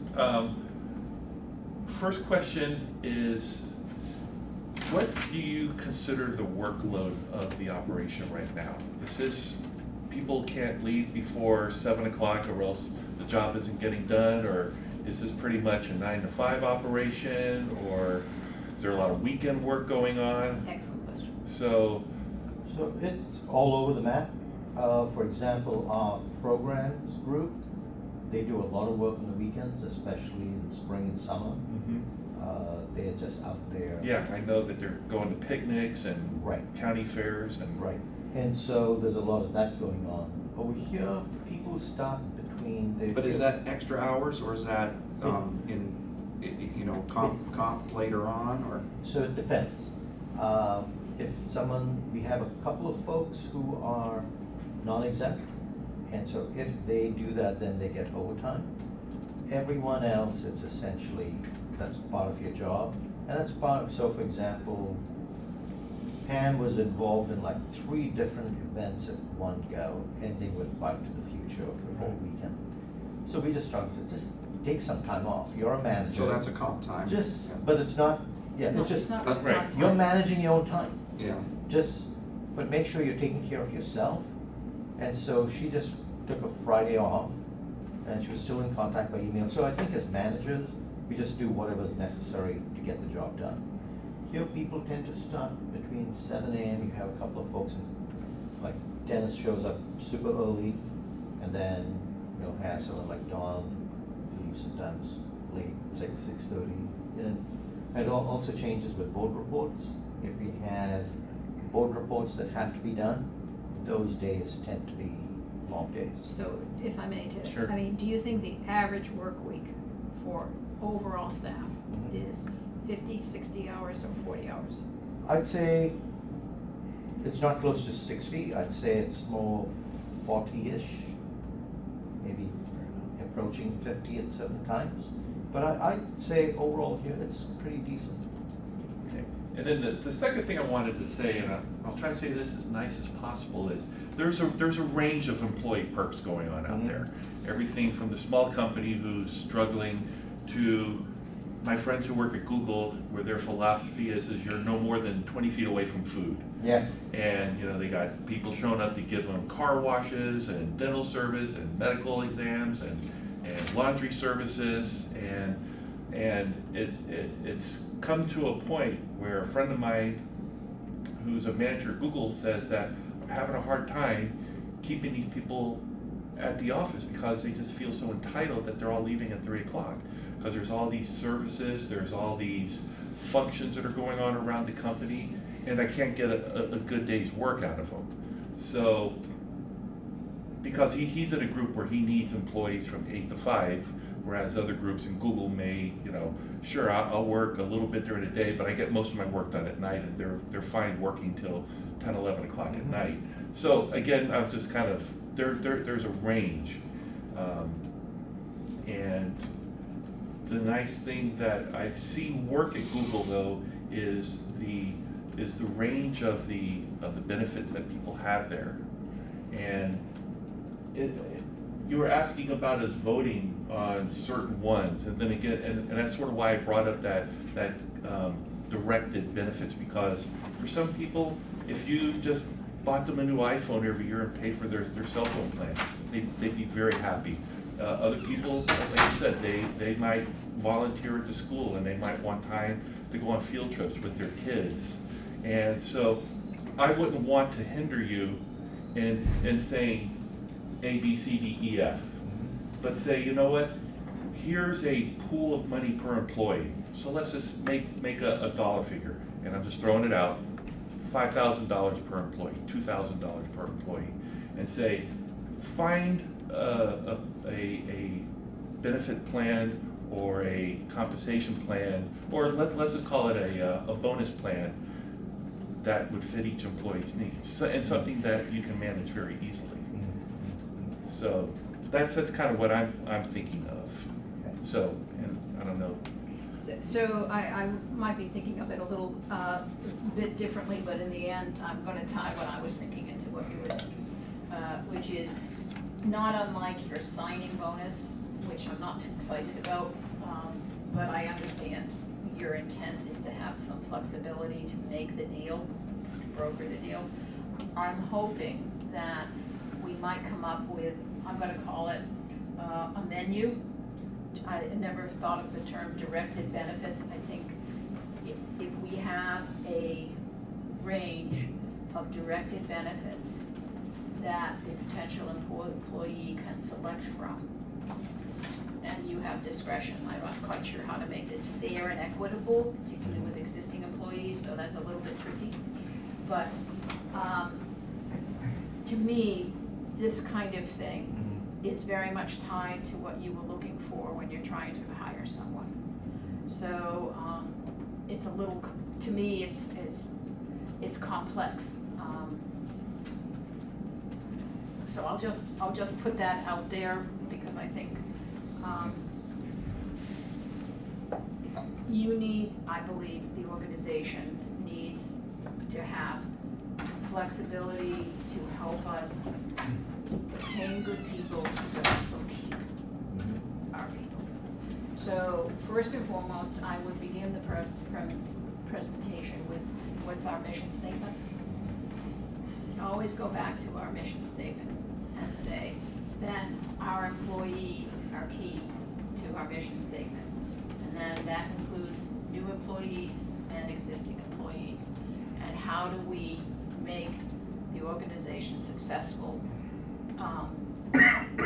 Knowing that every employee can be replaced. The point is that the negative of turnover is detrimental to the mission statement. So you just kind of get everybody in the right frame of mind.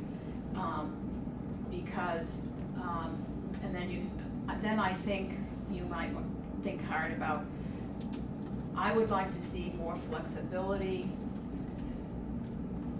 I'm sort of okay with your flexibility in hiring. I really like the idea of directed benefits, which are flexible to the individual. And I like the idea of there being a range with a max of what that means. In my professional career, there were a couple of firms that we all wanted to work for because you were almost always guaranteed a month's salary bonus. Okay, and it took a lot for you not to get the month's salary, and then you got promotionals on top of that. So if there's a percentage per category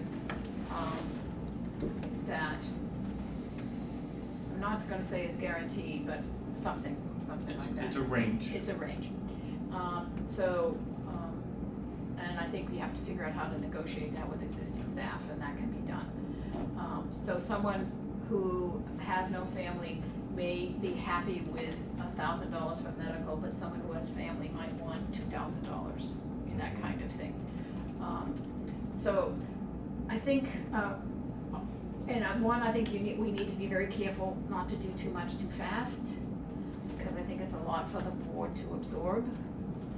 And that was where I was coming from. So some of this, I'm questioning if it needs to be in closed door session or not.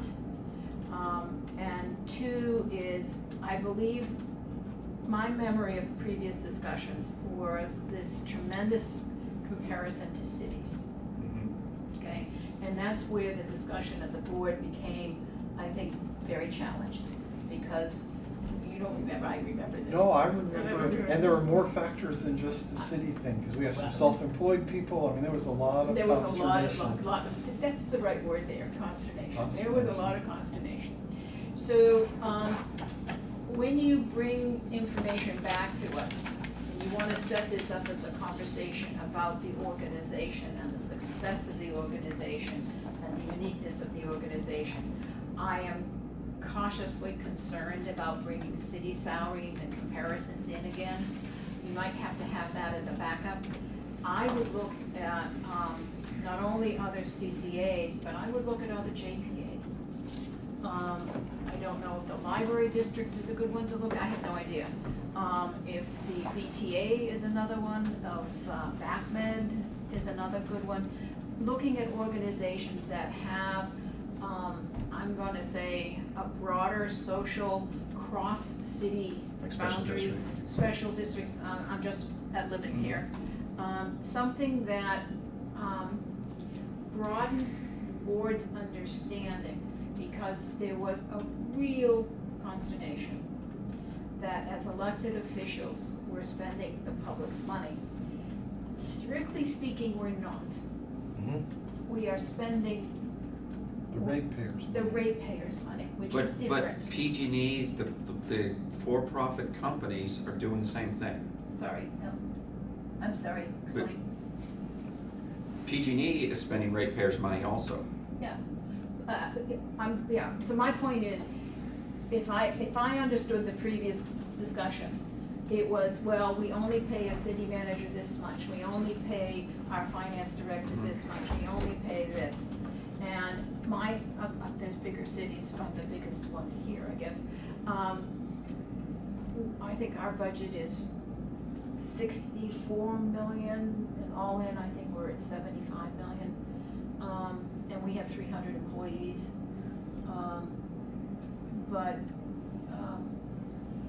And I think the salary ranges run from 100,000 to 200,000, give or take.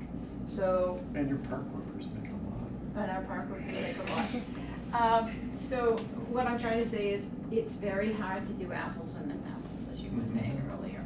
So I think we have to have the board Yep. understand the context of this discussion, not as a city, but as a business organization, and look at other JPAs, and other examples.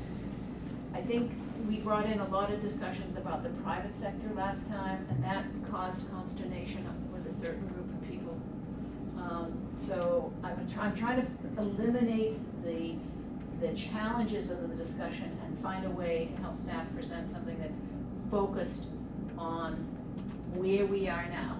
Not a startup, not having to be penny pinching. We now have to say, this is where we are at. And there is the reality of what we have got to observe in the last year with our staff. And I don't mean it in a bad way, I think everybody's been making good moves for them. But if you look at the staff, we've lost people that we really would have not preferred to have lost. So- Except for that CEO guy. We were glad. So, do you have any comments? Because I remember you and I had a lot of dialogue Yes, on this. well, and I agree, I mean, it's not a city, and it's not people's taxes that are paying for this. It's a market rate product that we're selling them, and we're giving them great service at a good price. And the biggest things that I keep wanting to make sure we don't run into is that we don't have our service looked at as a tax. Because a lot of Yes. people are saying, why are my taxes paying? Your taxes are not paying for this.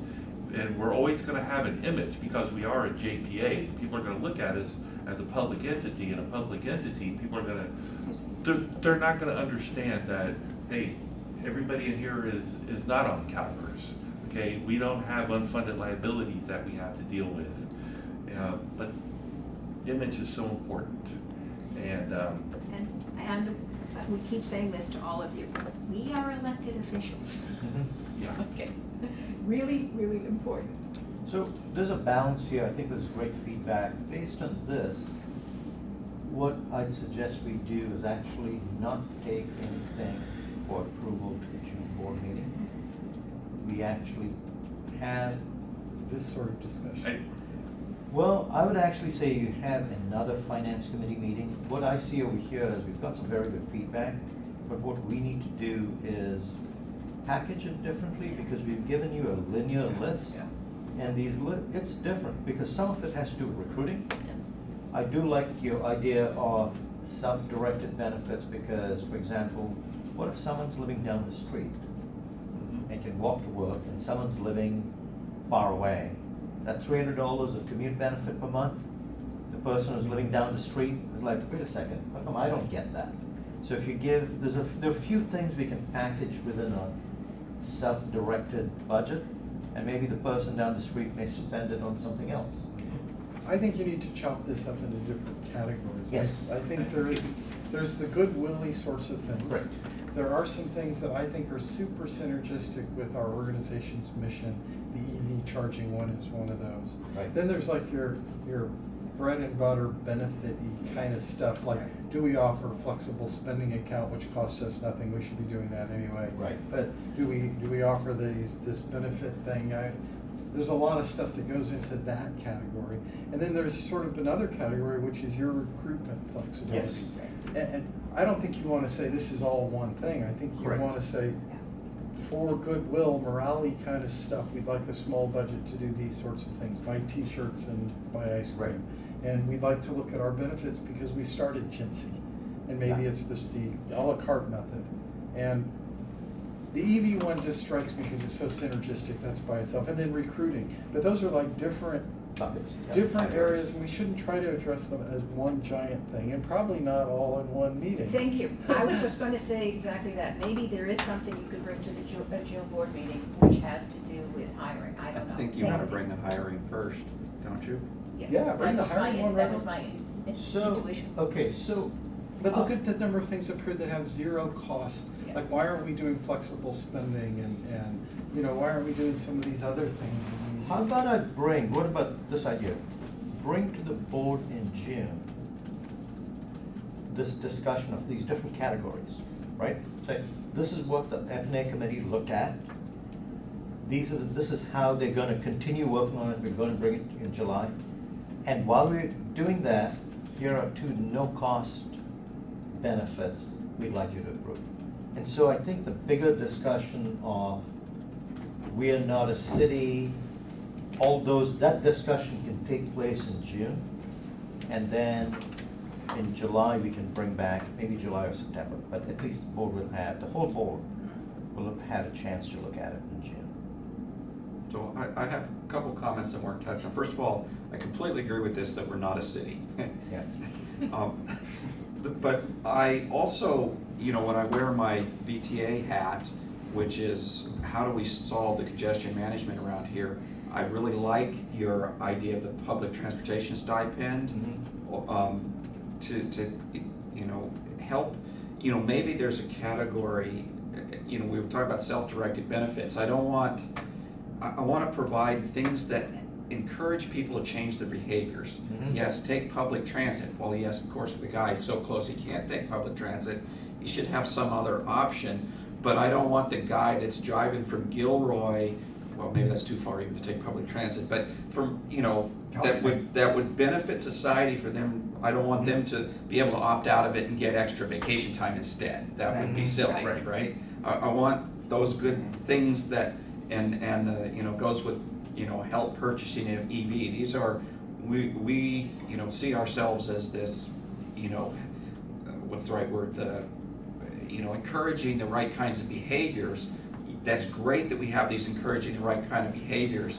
Let's offer those, but don't let people weigh out to get something that's completely Well, that's doesn't, the advantage of has nothing to do with grouping. That's the advantage of grouping. And Yes. frankly, if you group, I'm gonna say, mission-specific things, transportation and EV and all of that, and people can choose up to a certain value. If they don't choose up to a certain value, so be it.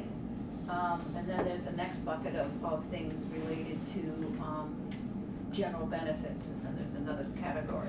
You know, there's categories within these boxes, there might be 3 or 4 boxes. I'm thinking of your cell phone, you know how you cluster certain things in your cell phone, so Yep. your app has all that. So I think, to me, this is sounding much more comprehensive, much more comprehensible, and a much more straightforward conversation with the board, which has a real purpose, going back to our mission statement. Recruitment is a high Agreed. priority right now. and Agreed. I don't know if you feel comfortable, but I would certainly love to see that in June. Yeah. We'll do it. So we'll reframe this Yeah. for the bigger discussion and say, here, no cost and recruitment, that in. And were we going to do the 10% pot for the recruitment based on salary? That would be our recommendation. I'm fine with it. 10% or no more than 15,000? Right. Right. Right. I think Yes, it was- correct. So No, you said the other way, you said. The other way. Well, the You said, maximum, Yeah. we did.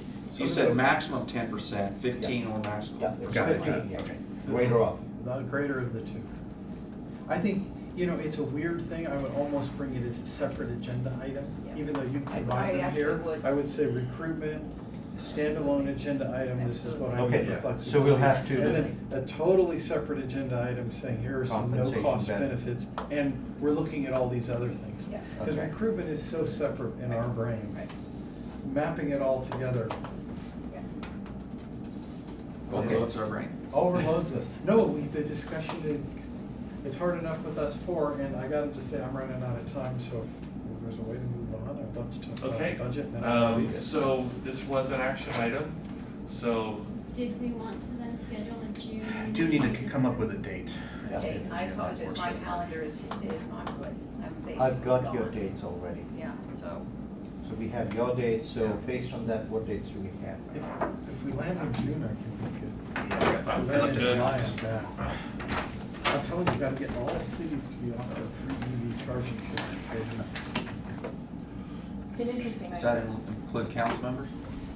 I actually didn't ask, and I'm afraid to ask. 'Cause- We're technical employees, so we get everything employees do. Yeah, you know, that is right, they do pay us some, no. Well, that's, we're Except on for him. CalPERS and. Except for him. except for me, what? You don't get paid. Yeah, we don't, so we are on CalPERS for the amount that we're paid, but we don't have. As a council medical. member, his salary is 0. As a council member, his salary is 700 odd, Mine's 200, but we've upped it to 500 after the next election. and yours is. What? We voted ourselves a raise, 250% raise. We're 3,000 a year. But you guys get medical? Yes. But we After get- two if you don't terms? take, if you don't take the medical, you get your pension. We don't get medical at all. We can buy into it at the Cobra rate. So we make a fortune. Okay, here are some options for. Yeah. Make more money going to VTA board meetings. I'll try to be easy here, I'm good anytime after the 18th. After So these. the 19th? Whatever time, 18th, you're good. 18th and on, I'm I good. can't do that one. That's gone. Well, except the 21st, but that wasn't on. So, there. but you're good here. Yes, All right. And then he's good on the 19th. Are you good on the 18th at all? I am good on the 18th, Okay, so I'm good on the 19th too. I'm good I'm on the good on all 19th. of this. You're good on all that. I'm good Rob? on the 20th too. I can't. Yeah, Liz has gone 20 to 25th, I believe. I cannot do the 26th depending on the time you I got can't do, it. I can't do any of those. Or, okay. I think the 18th, Well, I cannot do the I already 27th. agreed to a golf game On when? on the 18th. Okay, so how's the 19th? We can do off-site. Excuse me. 19th, fine. 19th, so. All day Okay. 19th is All fine. days good, so 19th, Yes. all right, you got the meeting on 19th. Time? Oh, boy. Good. Same time, Same 11. time, 11? Does that work for everyone? 11 to 1? It's also the date we finalize our hacienda annexation. And we finalize our budget. You are gonna, yeah, Well, no, I can't say no. even with people complaining? They're going to consider. Okay. We're going to, You well, ta- you taking- it should be the second reading, You're taking some of the houses in the area also, or just the? just the hacienda. Okay. Trying to get more, but We had a public hearing on gun There's like legislation, some stuff. and our mayor said, we're going to approve it on this date, we're gonna approve the second reading on that date. I'm like, wait a minute. You did no help to fill the pockets, basically. we extended into the pocket, so. Yeah, I guess, but, yeah. Okay, so, I'm sorry. I Item was like, 7 is the um, budget. The last three items are discussion items, so. All right. in the interest What of is our time. calendar year? October 1 to September Okay. 30th, fiscal year. Fiscal year, So, operating budget preview for 18 and 19. So I'll go through these last items. So the last one was an action item, we didn't take a vote, but we gave direction, does that all Correct. count, are we good enough? Do Okay. we need a vote? You can vote if you'd like. All in favor? Aye. Okay. Of the Sure. direction given. Okay. Okay. So this is a very super early look at the budget. We'll come back to you at the next as admin committee meeting with more trued up numbers, but just to kind of go over the calendar, yes. So we'll start off with, we have the budget priorities discussion at the May board meeting. Next slide, please. And so just to recap what we covered there, this is what we've already talked about today. We talked about retention of employees, attraction of employees as well, review the facilities needs, we already talked about, and then I believe Director Corrigan brought up collaborate with other agencies and program investments. Next slide. So our overview today, we haven't met internally to discuss the fixed cost piece of the budget, such as personnel and programs and things like that, but we, so all we're going to talk about today is just a preliminary view of where we stand on revenues as well as the power supply cost, which is 90% of the budget. So our first look at it is showing a 27% operating margin. That's funds available to pay for the fixed cost as well to go into reserves. Next slide, please. Revenues right now for next year, we'll have now a full year of Milpitas, so roughly 4 million of megawatt hour sales. Not surprisingly, 90% of the accounts are residential, but 66% of the sales are C&I, as well as about 72% of the actual revenues that come in are on the C&I side. Is that 4 terawatt hours? That would be 4,000 gigawatt hours, 4 4 terawatts. terawatts. 4 terawatts. That's a big number. Do they actually have an abbreviation for that yet? Yes. Yeah, Okay. TWH. Next slide, please. So, mentioned before, our revenues right now averaging around 7,160 megawatt hour.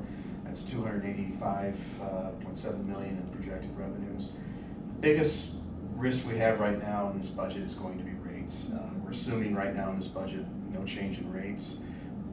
Whatever information we get between now and September is going to probably be very wrong compared to where we're going to land with PG&E. As I mentioned before in the reserves discussion, on the reserves discussion, I've got the PCIA hearing coming up. That's not going to probably get concluded until the end of the calendar year. So we're going to have to build in some risk in this budget to, or some contingency to build in for that risk on rates. Next slide, please. Power supply, actually we're fairly good on this number. It's around 208 million in projected power supply expenses. Most of the power supplies hedged, as some of you see in the risk oversight committee meeting, as well as 100% hedged on resource adequacy. The risk on Assembly Bill 1110 is built into that $208 million number. So next slide. So I threw in this break even because I think the risk we have right now is on the rate side of it.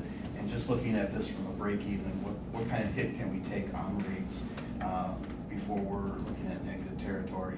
We still have a 20% wiggle room on rates to cover our fixed costs. I don't think PG&E is going to lower them that much, and PCIA, wherever that's going to land, certainly won't come close to that 20% number that we're hitting. So I think we're in pretty good shape, but it's something that we're going to have to monitor. So just to kind of review where we're at, just a prelim discussion of the budget today. Then we'll talk about the reserves at the June board meeting, which then we'll bring that up again another 6 to 12 months from now. So the July board meeting, we're still scheduled to have the proposed budget or first reading, and then September we'll come back to you on September 5th with the final budget, and then we'll bring that to the board in September for adoption. So that's right now a very prelim view. Looks pretty good, but we got some risk there on the revenue side. Is that the presentation you're going to give the board? This was just for us. Okay. Yeah, the board presentation in July will be much more robust and include all the fixed costs and understanding. Because I don't think people are going to those that aren't in the risk oversight committee may not probably won't understand the risk you mentioned.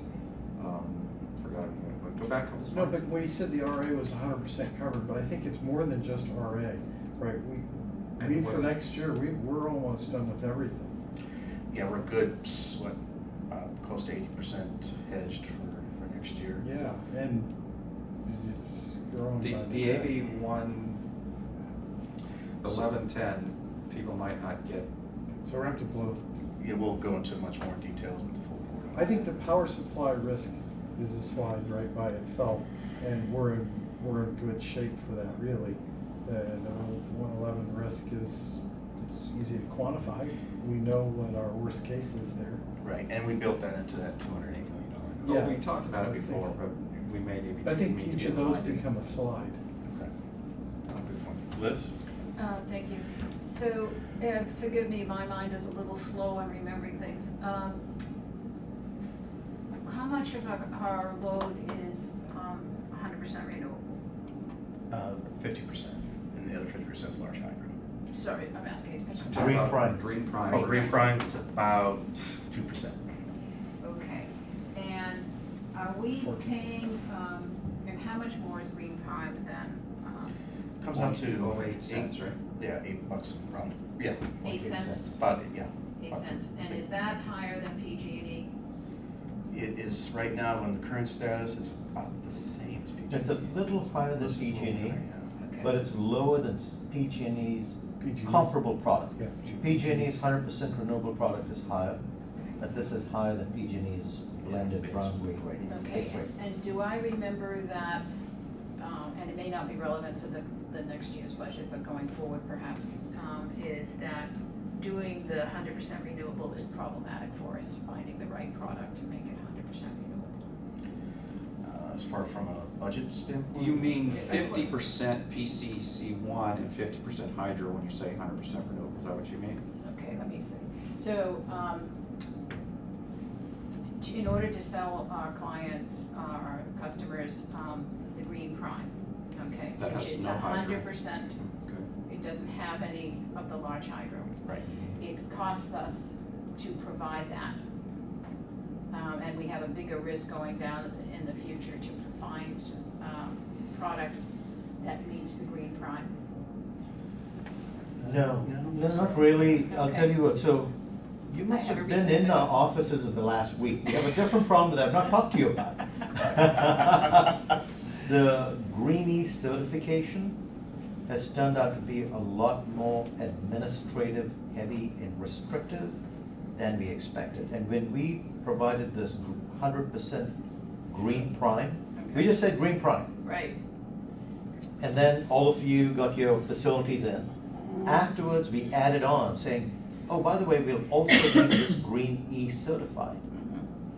We're running into problems with the Green E organization. We've worked it out now, but we're gonna have a discussion whether, because we have Regis, which is a way to actually show that we're 100% renewable. Answer your question, Yeah. getting 100% renewable is not an issue. Okay, so that helps me, because I thought it might be, what I was getting at is, did we still want to offer two products? And what did that do to our risk? So I was just trying to figure that into your presentation. Yeah, so that's a more fundamental question. Is there going to be a discussion, because we talked about priorities, we did not discuss in that meeting with the board, the product offering at all. I think the plan is, Yeah. by what you're showing, same Status product quo. offering. I think at this point, it's still the same, but within the next 12 months, we need to have that discussion. Okay. Which is not hopefully a board item, hopefully it's a retreat, study session, workshop, whatever word you That's- use. once you have a Because that's gonna take a PCIA while. PCIA Maybe known, 10. then we can really start looking at this future. Okay, so, one, I wanted to discuss in terms of the budgets and the budget assumptions, that's helpful for me to understand that's going forward. The second, reason is that we all made, I think all the cities opted in to go green prime, my city was the first. Okay, we're looking at our budget, and I'm just wondering if it's gonna be worth our while to continue with green prime. It's something to do with street lighting, we are having a problem with the money. The general fund is contributing $2.5 million to cover our street lighting. And we're trying to figure out if we have to go to the voters to increase it and stuff like that. You So should I'm have just- gone what we did. Which is what? We don't have streetlights in our city. Yeah. There's like 14 total streetlights. But in let me our ask city. I Liz's don't want question any- a little tell me bit about different. signals. When we priced green prime at 8 cents, did you assume some mix of PCC 1 and PCC 2 or 3 in the real cost to us? I mean, since it's 2%, we could absorb it, but if we all of a sudden have to fill it with all PCC 1, are we losing money in that? And at some point, will the board vote to increase it so we aren't losing money in that? Or eliminate the offer. That's, I think, what Liz was really getting to. You know, at the time we did that, we first forming, and that we didn't have this PCC2 risk Yeah, at that no, time. yeah. So Good to answer your example. question, it was probably assumed, yes. Let's go back and review that. You just want political coverage. That 2% So is when your not city we're not drops gonna That's why out, we haven't could really lose spent a money lot on of it. time in it. It's all But- clear now. Do we want to? I don't know, maybe we should at least make a $7,000 conscious a decision year to for lose us. money or It not was lose such a money. small market Yeah. penetration. Yeah, for you Fine, guys. it's a big deal. Yeah. So at any rate, that's just why I was asking and to understand what its impact is on the budget, for the city. Yeah, that's a good point. This Saratoga's gonna send out on next door, Cupertino drops green prime. No, Campbell drops green prime. Cupertino's fine. Tell them they did The it. first city to drop it. First city to drop it. No, With our I don't ultimate see goal. that much, it's just a marketing thing, I don't see it's really that big a deal. It's only a marketing thing, and when we did it, it was $7,000. My city was one of the last to do it, and it was over the $7,000. That's how chintzy we are. Okay, so thank you for that clarification. We'll get into some of those much more details in the June 19th. Okay. Okay, item 7, second quarter financial review. I keep this really brief in the interest of time. Let's just go to the last 2 slides. The one that shows the red, That's the second. I have some questions on the red. Okay, we can come back to that. Let's go back to, so this is where we stand, 1 slide over, 2 slides. Okay, so this is where we stand right now through the first 2 quarters. We actually had some, this is more of a timing issue on quarter 2, where we had some renewable energy credits that came in 90, 100 days after the energy purchase, and those bills came in around the February, March timeline. So January, February would be low load months for us anyway. We anticipated being close to break even. Then we also had that incremental, well, not even incremental, it's just a timing issue between when the recs came in and when they were purchased. And then there's some unexpected CAISO pass-through charges that I don't think were anticipated. And initial, I think we're seeing a lot of the initial charges through CAISO are getting reversed or reduced when we get the final meter reads and final data, Right. activity 5s, which are So that not pushes gonna- them The into the next reconciliation. quarter. yeah, the reconciling, so we're kind of seeing that for, certainly for January and February, I think we've seen those, set many hundreds of thousands of dollars for each month going, a reduction in expense, which just based on the magnitude, we don't go back and restate those financials, so that'll get wrapped up in In the air. the next quarter. Right, so it's more So of a we timing. should see some, but that'll be around breaking, which is. So we are selling slightly more power than we expected, but As our we- expenses are a lot higher than expected. For the reasons you covered on the timings. Yes, perfect. That was my question on this slide. Thanks. Let's go 2 slides over, just look at the fiscal year outlook. So we're on target to end this year with about 70 million of unrestricted cash, as we talked about in the reserves. Can you put those in days too? Because we're all gonna be thinking days once we start 120. talking reserve policy. 120 expense coverage days? Yeah, but like 70 million parentheses, 120 days. I think that's what the sub-bullet is. I know, but it's like it should be Okay. 70 million parentheses. Which is much better than the 90 suggested minimum, right? Right. Yes. Much better than Marin, it's at 88. Yeah, they got a Absolutely. second credit rating. Still, actually, we're not only lower than PG&E, but we're lower than CCAs in the region and rates. Actually, Milpitas was talking to the customer account folks yesterday. Milpitas is coming in at less than 1% opt-out right now. So they're not going to hurt our. How far are they in their notices? They've received second notice? I know they've done second one, I'm not sure we're up to the third one yet. Third should be in June, right? Yeah, That's once I they think so. turn on. Yeah, Yeah, good. so we've done first 2. We have a kickoff on Friday. Yeah. Yes, So, well, kickoff's on Friday, but the event's been canceled. Oh, So just so you know, there'll be an email that comes out. thank you. Well, what happened to the event? There was a little bit, Pamela couldn't make it? no, right at Milpitas, there was, more events got scheduled than was known, and so they decided it was just too much. There are too many events being scheduled on Friday. So we're gonna do a press release, update a Facebook post, et cetera, we'll have quotes. Next slide, please.